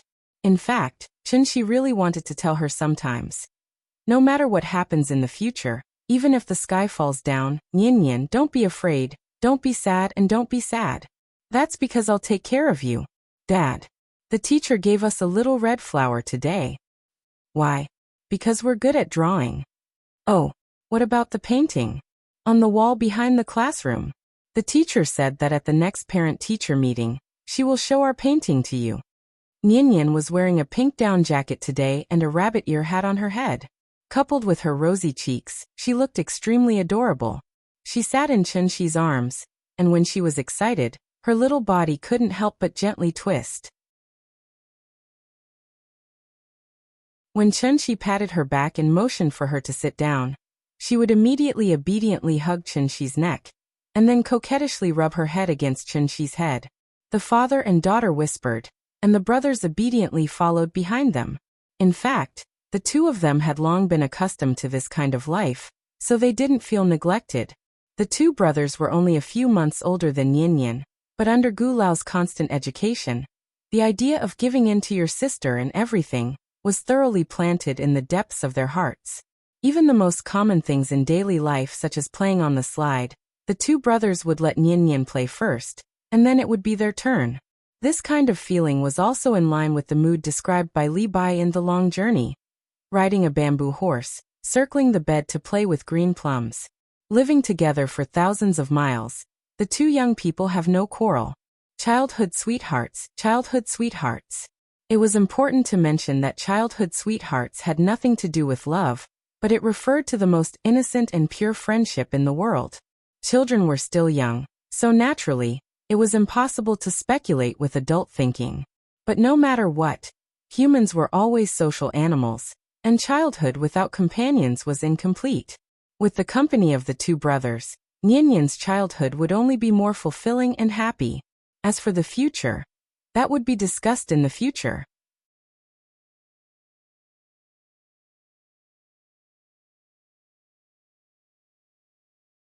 Chapter 387. Now that the matters on Daiyu Island were settled, Chunxi's life returned to normal. The life of an ordinary person. Naturally, it was dull and repetitive. Nian spent most of her time in kindergarten, so the tea house was fully taken care of by Qiao Yuan. Qiao Yuan graduated from the best university in Huaxia, so a small tea house was not a problem for her. College students nowadays were very smart. Perhaps it was because Qiao Yuan had been living with Chunxi's family for a long time, so under the influence of Chunxi's family, Qiao Yuan looked more mature. She was very smart and knew what to listen to and what not to listen to. She also knew what to ask and what not to ask. As the saying goes, one is marked by the company one keeps. In Qiao Yuan's eyes, Chunxi's family was a hidden expert. Therefore, she did not know when it started, but there was a slight change in her thinking. In the past, Qiao Yuan was just an ordinary college student who had gone astray. She did not have any plans for the future. She always felt that after she graduated, she would find a suitable job according to her major. But now, Qiao Yuan did not want to live the rest of her life like this. Although Chunxi's family was always thinking about where to go and play, they did not set a good example for her at all. But under her rich imagination, she was able to completely fill in the background of Chunxi and her husband. The boss and lady boss, they were the modern version of Yanggua and Xiaolongnu. They had seen the prosperity of the world, crossed thousands of mountains and rivers, but in the end, they resolutely chose to retreat from the turbulence and live a seemingly ordinary, but happy and stable life with their loved ones. This was Qiao Yuan's dream, and also her role model in life. It was just that Chunxi's family had reached the end, while she had just started. Qiao Yuan was in her 4th year of university this year, and her mind was gradually becoming more active. In fact, not to mention Chunxi's family, even the retired old man Gu Lao was not simple. Although the two brothers looked like losers all day long, in fact, the moment they were born, they were already rich second-generation heirs. After all, the two of them had a courtyard house in Hohai. It was very valuable. The little girl's mind was active, and she didn't know what Chunxi was busy with recently, so the responsibility of playing chess and chatting with Gu Lao naturally fell on her shoulders. Needless to say, this old man and young man actually got along quite well. Although Gu Lao didn't specifically teach Qiao Yuan anything, this little girl would always inadvertently learn things that couldn't be learned in school. Qiao Yuan was accumulating herself, just like the sweeping monks in the scripture depository. When she decided to leave the small tea house, it was time for her to set sail and usher in her brilliant life. Day after day, the cycle repeated itself. Like a sponge, Xiao Yuan studied and improved herself crazily, while Gu Lao enjoyed the rest of his life. Qin Ruoying was in closed-door cultivation all day long, and Qinshi rarely showed up except to take the 3 children to and from school. Because Qinshi was busy with something important. A very, very big thing. For this, after Qinshi sent Nianyan to school every day, he had to cross the entire Pacific Ocean and go to the United States, which was far away on the other side of the ocean. Of course, Qinshi didn't go to the United States for fun, but for work. The Adumbra flower was so precious, naturally, it couldn't be refined with an ordinary iron basin. And Qinshi didn't have enough materials to refine a new alchemy furnace, so refining the Adumbra flower became a big problem. So after thinking about it, Qinshi finally decided to use the power of nature to refine the elixir. That was, heaven and earth as the furnace, nature as the work, yin and yang as the charcoal, all things as the copper. Therefore, the supervolcano in Yellowstone Park was his first choice. The so-called supervolcano was a large-scale eruption volcano that could change the world's weather after eruption, and even threaten human beings. Yellowstone Park was once the world's largest national park, and Yellowstone Volcano was the world's largest supervolcano. Mount Fuji was an active volcano, but it wasn't a supervolcano, so it didn't have the qualifications to enter Qinshi's consideration. Refining elixir was a very complicated thing.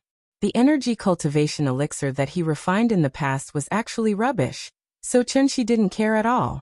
Now that he finally had the best ingredients, Qinshi naturally had to pay 120% attention. Configuring the prescription, screening the ingredients, analyzing the medicinal properties, choosing the furnace, and so on. After doing all this preliminary work, Qinshi could officially start refining the elixir.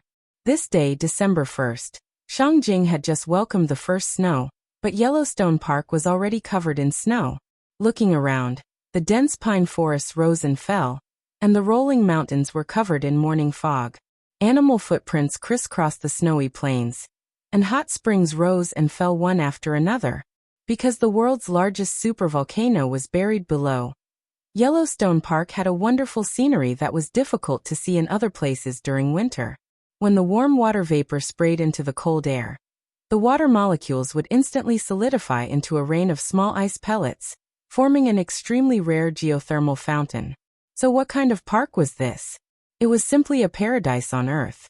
Yellowstone Park covered an area of up to 9,000 square kilometers, 1/3 larger than Zhonghai's 6,000 square kilometers. Because of the need to close off the mountains to cultivate forests, the park would be completely closed at the end of October, and would only reopen in mid-December.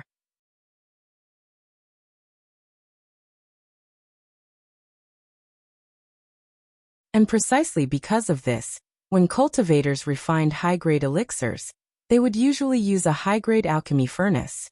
On one hand, it was to extract the medicinal properties more effectively.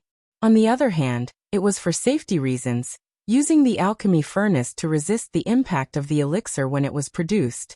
Qinshi did not have an alchemy furnace, so he could only do it himself. This was a battle. It was a battle between Qinshi and the elixir. If he could not successfully take the elixir from the sudden explosion of spirit energy, if it was light, the elixir would be destroyed, and if it was heavy,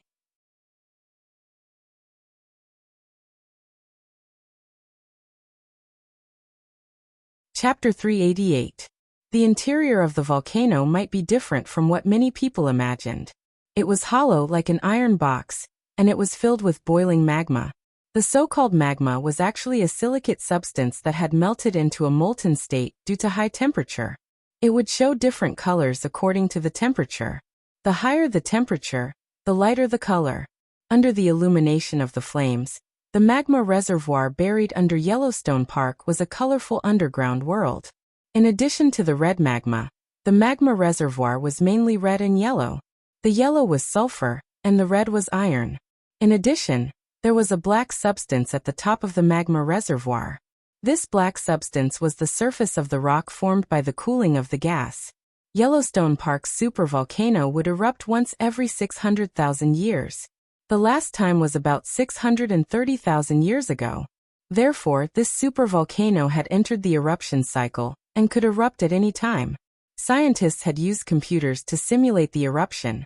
Once the supervolcano in Yellowstone Park erupted, 90% of the people within 1,000 kilometers would not be spared.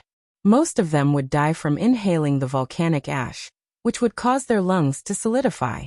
In other words, most of the United States would become a land of death. There was no chance of survival. After the eruption, the volcanic ash that was spewed out by the magma would drift to every corner of the Earth within 2 days. Then, the nuclear winter would arrive. The thick volcanic ash would cover most of the world. Sunlight would not be able to reach the Earth. A large number of animals and plants would begin to die, and black acid rain would cover the entire world. This process would last for at least 3 to 6 months. In other words, once the supervolcano erupted, not only would the United States suffer, but the entire world would fall into a food crisis. The disaster movie 2012 had already shown this point. After all, Chun-Shi was not a geologist. Therefore, when he chose the location of the pill refinement, he only focused on finding the largest volcano, and did not consider other problems at all. The refinement of the pill had reached the final stage. Chun-Shi floated at the top of the magma reservoir. The ball of light directly below him was the heaven and earth furnace that he had set up.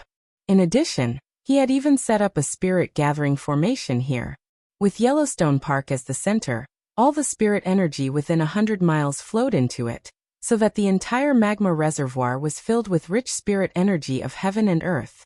It was like a balloon that had been stretched to its limit, and could explode at any time. Lava surged and earth fire raged. Heaven and earth were the furnace, and spiritual energy was the charcoal.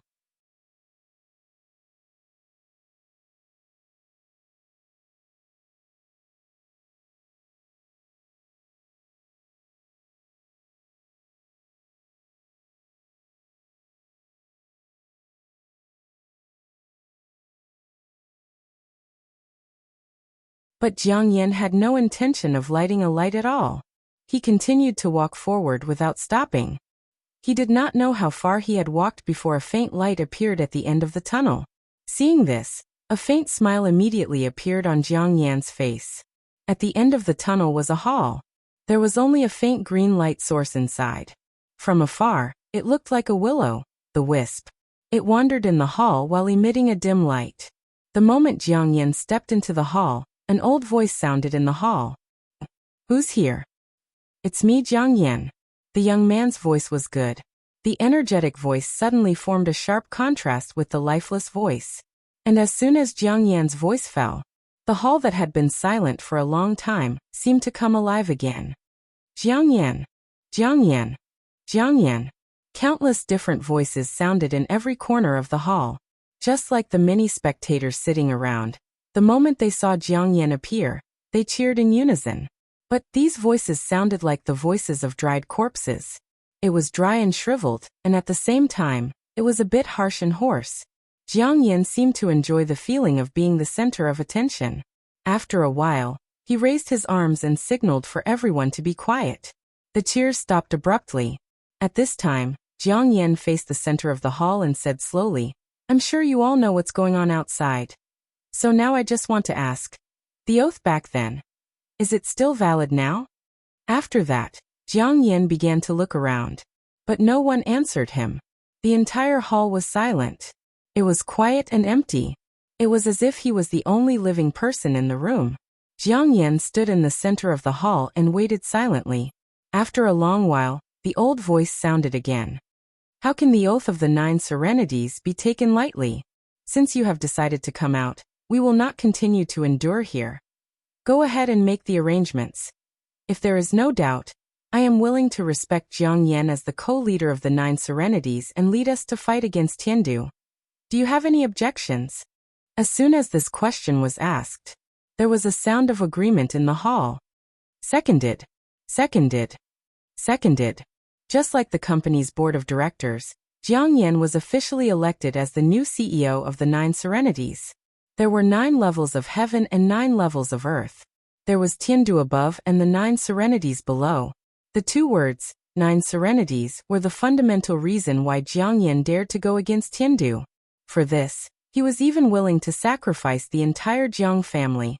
and offer up all the remaining celestials on Daiyu Island for the 9 serenities to take. Because what he wanted.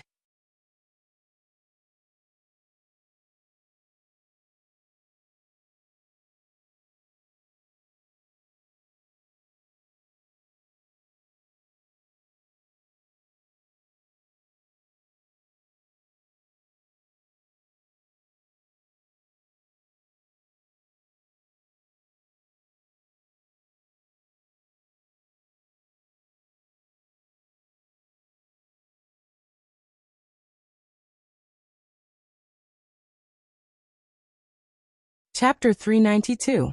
December 22nd, Winter Solstice. Although this year's winter came late, the snowfall was not much worse than last year's. Snow fell like goose feathers. After a night, a thick layer of snow piled up in the alley. The little guy had been talking about skating all day, but he did not know that the ice rink in Hohai would not open for another month. Everything was the same as usual. After the little guy cuddled with Chun-Shi as usual, he got up and went to school. Chun-Shi stayed behind the wall until he finished watching the little guy do his morning exercises. Then he slowly strolled back to Dongming Alley like an ordinary person who got up early for a walk. But what was different from usual was, Chun-Shi met an acquaintance at the entrance of the alley today. "Mr. Chun, long time no see." The person was Jiang Yan. Jiang Yan was wearing a long black down jacket and a gray wool hoodie on his head, hiding his long hair. Jiang Yan's current appearance. He looked no different from the young people you could see on the street. The only difference was that he still had an outstanding temperament that was as deep as the abyss. Why are you here?" Chun-Shi never thought that Jiang Yan would come to Shangjing and even find him at his door. So the moment he saw Jiang Yan, he was a little surprised. Could it be that this old guy had been stuck in the soul crystal for too long and wanted to wander around after taking over his body? Haha. Actually, it's like this. After I took the elixir you gave me, I realized that this elixir was extraordinary. You must have added a lot of rare herbs in it, right? Jiang Yan laughed. After seeing Chun-Shi extend his hand and make a please gesture, he immediately followed Chun-Shi into the courtyard. The visitor was a guest, so he had to at least show some basic courtesy.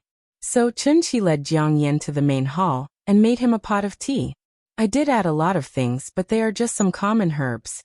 The most important thing is your adumbra flower.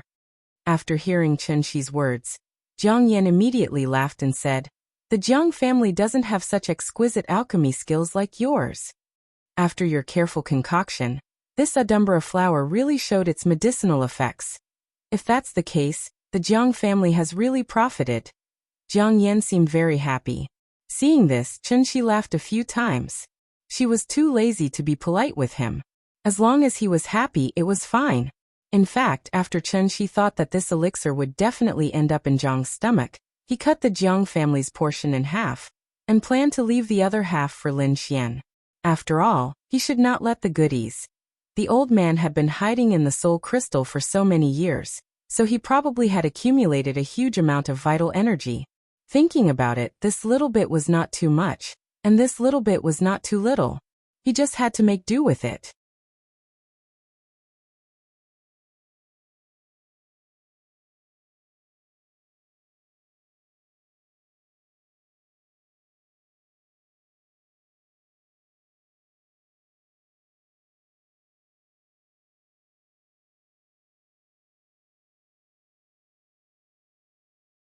"I'm sorry.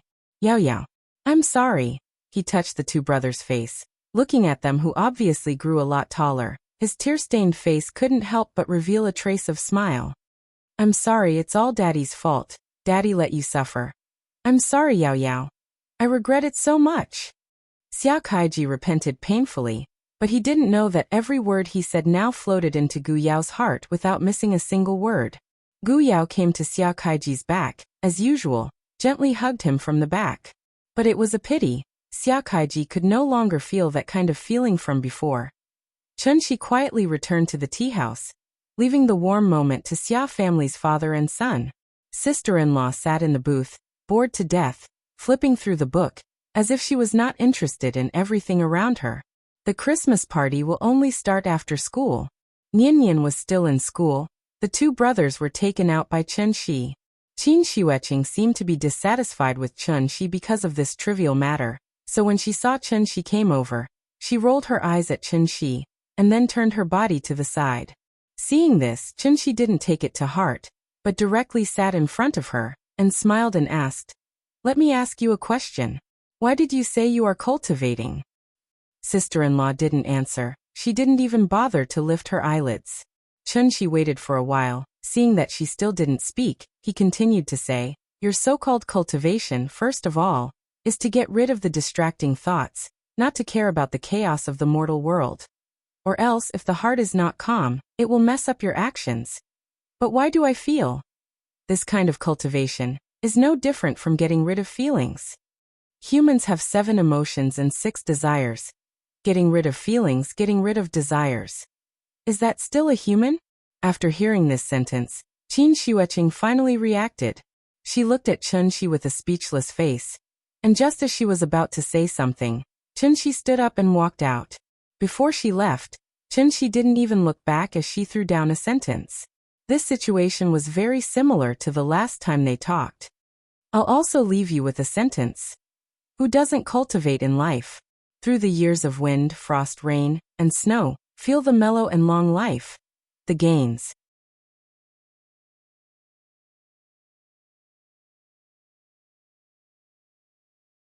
Chapter 394. 7 o'clock in the evening. The lanterns were lit, and the night was still dark. Shangjing City was shrouded in darkness, and the Forbidden City was sleeping soundly. Donghua Gate Kindergarten, which was only a street away from the Forbidden City, was brightly lit and lively for the first time today. The children had just finished dinner when the Christmas-themed party slowly began. Shangjing's winter was very cold, so the party could only be held in each class. Under Chun Shi's repeated requests, Qin Xueqing reluctantly walked into the classroom. It had to be said that Qin Xueqing's image was indeed very outstanding. As soon as she stepped into the classroom, she successfully attracted everyone's attention. The classroom, which was noisy before, instantly became much quieter because of this. Which child's parent is this? So beautiful. Why haven't I seen her before? Is she a star? I don't know, this is the first time I've seen her. Look, she's here, she's here. In the classroom, regardless of gender, or age, everyone couldn't help but look at Qin Xueqing a few more times. There were indeed many good-looking people in this world. Almost all of them were beauties in magazines and on TV, but it was extremely rare to see a beauty in real life. Beauty was one thing, but the other was because of temperament. When a living person stood in front of you, the temperament she exuded would directly affect the overall beauty of this person. Qin Xueqing was indeed very beautiful, but what was really eye-catching about her was actually her temperament, which was like an iceberg. Extremely beautiful, but at the same time daunting. She was like a holy mountain on the plateau, which could only be looked up at, but could not be climbed. Auntie, I'm here. As soon as Qin Xueqing walked into the classroom, the little girl immediately noticed her, so she excitedly waved her little hand at her. Seeing this, Qin Xueqing went straight to the little girl and sat down. Qin Xueqing had always been indifferent to the little girl, but this little girl was very affectionate to her. Therefore, as soon as Qin Xueqing sat down, the little girl very intimately lay on her lap, then raised her little head and asked in a coquettish voice, "Auntie, where's Daddy? Why isn't Daddy here?" "Don't worry, he'll be here soon." "Oh, okay." Hearing this, the little guy nodded obediently, then reached out to pick up a piece of candy from the table, and handed it to Qin Xueqing. "Auntie, have some candy." "No need, I've already eaten." Oh. After not seeing each other for a long time, the little fellow wanted to be intimate with Qin Xueqing, but she didn't expect that Qin Xueqing was still indifferent to her. However, the little boy did not mind at all. Instead, he stuck close to Qin Xueqing and started to play by himself. "Hello, Miss Qin." Xia Kaiji had already met Qin Xueqing before, so he nodded to her politely. However, he was tactful and didn't try to talk to Qin Xueqing. After greeting her, he continued to whisper with the two brothers. Xia Kaiji didn't strike up a conversation with Qin Xueqing, but Wang Junqing and Zhao Ziyu couldn't hold it anymore. In front of a peerless beauty, As a normal man, how could he not let his imagination run wild? What's more, the two of them had always felt that they were superior. They were rich and powerful, so naturally, they wouldn't shrink back just because Qin Xueqing showed a sour face. Hello, are you Nian Nian's aunt? I am. Wang Junqing tried to talk to Qin Xueqing with the help of the child. However, before he finished speaking, Qin Xueqing said coldly, not interested. After that, Qin Xueqing closed her eyes directly and sat in the classroom with her eyes closed.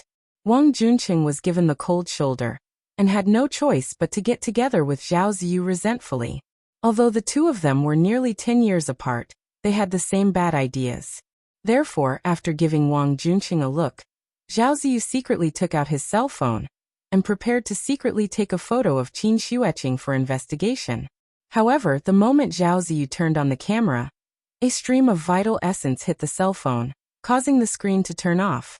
Zhao Ziyu fiddled with the cell phone for a long time, and found that it couldn't be turned on.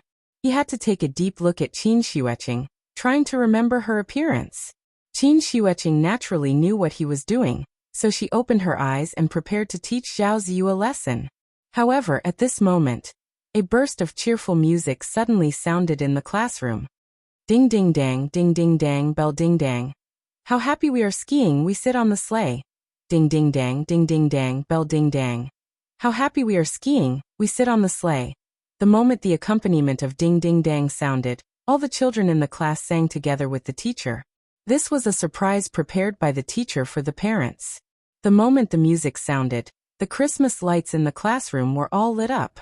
After the teacher took out the Christmas spray and sprayed it on the glass, the atmosphere in the classroom was suddenly pushed to the highest point. Every child's face was filled with the most enthusiastic smile. Since it was a parent-child activity, naturally parents and children had to play games together. The content of the game was very simple, which was to ask parents to accompany their children to make a Christmas card. Looking at the scissors, glue, colored pens, and socks on the table, Qin Xueqing's expression froze on the spot. When had she ever made these things in her life? But she had no choice. She had already promised Chen Shi that she would take care of Nian Nian for him. Even if Qin Xueqing was unwilling now, she had to be patient and accompany the little girl to pick up the scissors and paintbrush, and began to make the first Christmas card in her life. While teaching everyone how to make a card, the teacher told a short story about Christmas on the podium. The most attractive one was, of course, Santa Claus, who gave gifts to every child on Christmas Eve. After telling the story, the teacher motioned for everyone to stop what they were doing for a while, and then announced loudly, "Children, look, who's here?" After that, the teacher pointed to the door of the classroom. Then, a Santa Claus, wearing a red coat and a long white beard, appeared outside the door. Santa Claus. The moment Santa Claus appeared, the children were in an uproar. He held a big red bag with many small gifts in it. As soon as he entered the classroom, he began to give the children gifts, and at the same time, he gave them an apple that meant peace. Finally, Santa Claus came to the little girl. The little girl eagerly took the apple from the old man's hand, looked up, and found that the face hidden under the beard was particularly familiar. Dad! He was indeed a biological child. Even if Chen Shi was wearing a beard, the little girl still recognized him at a glance. Dad! The little girl excitedly jumped up, and was about to go forward and hug Chen Shi, but Chen Shi made a shushing gesture to her. Shoo! Don't let others know that Dad is Santa Claus. This is a secret. If you tell others, Dad can't be Santa Claus. Hearing this, the little girl suddenly nodded quickly like a chicken pecking at rice. I won't say. For the little girl, there was obviously nothing more surprising than her father being Santa Claus. The little girl was so happy that she couldn't close her mouth, but her sister-in-law had a speechless expression. She never thought. Chen Shi asked her to come out and take care of Nian Nian, just to make a cameo appearance as Santa Claus tonight? Did he make a mistake? In fact, since the school proposed the Christmas-themed party, Chen Shi went to discuss with the teacher, hoping that he could make a cameo appearance as Santa Claus. Originally, Santa Claus was to be played by the kindergarten staff, but since there were children's parents who were willing to make a cameo appearance, the teacher naturally wouldn't reject, and so today's event happened. Of course, This secret couldn't be known by the other children, otherwise, they would be envious. This was the surprise that Chunxi specially prepared for Nian. From the little girl's reaction, his goal was achieved. Therefore, the first surprise that Nian experienced in her life.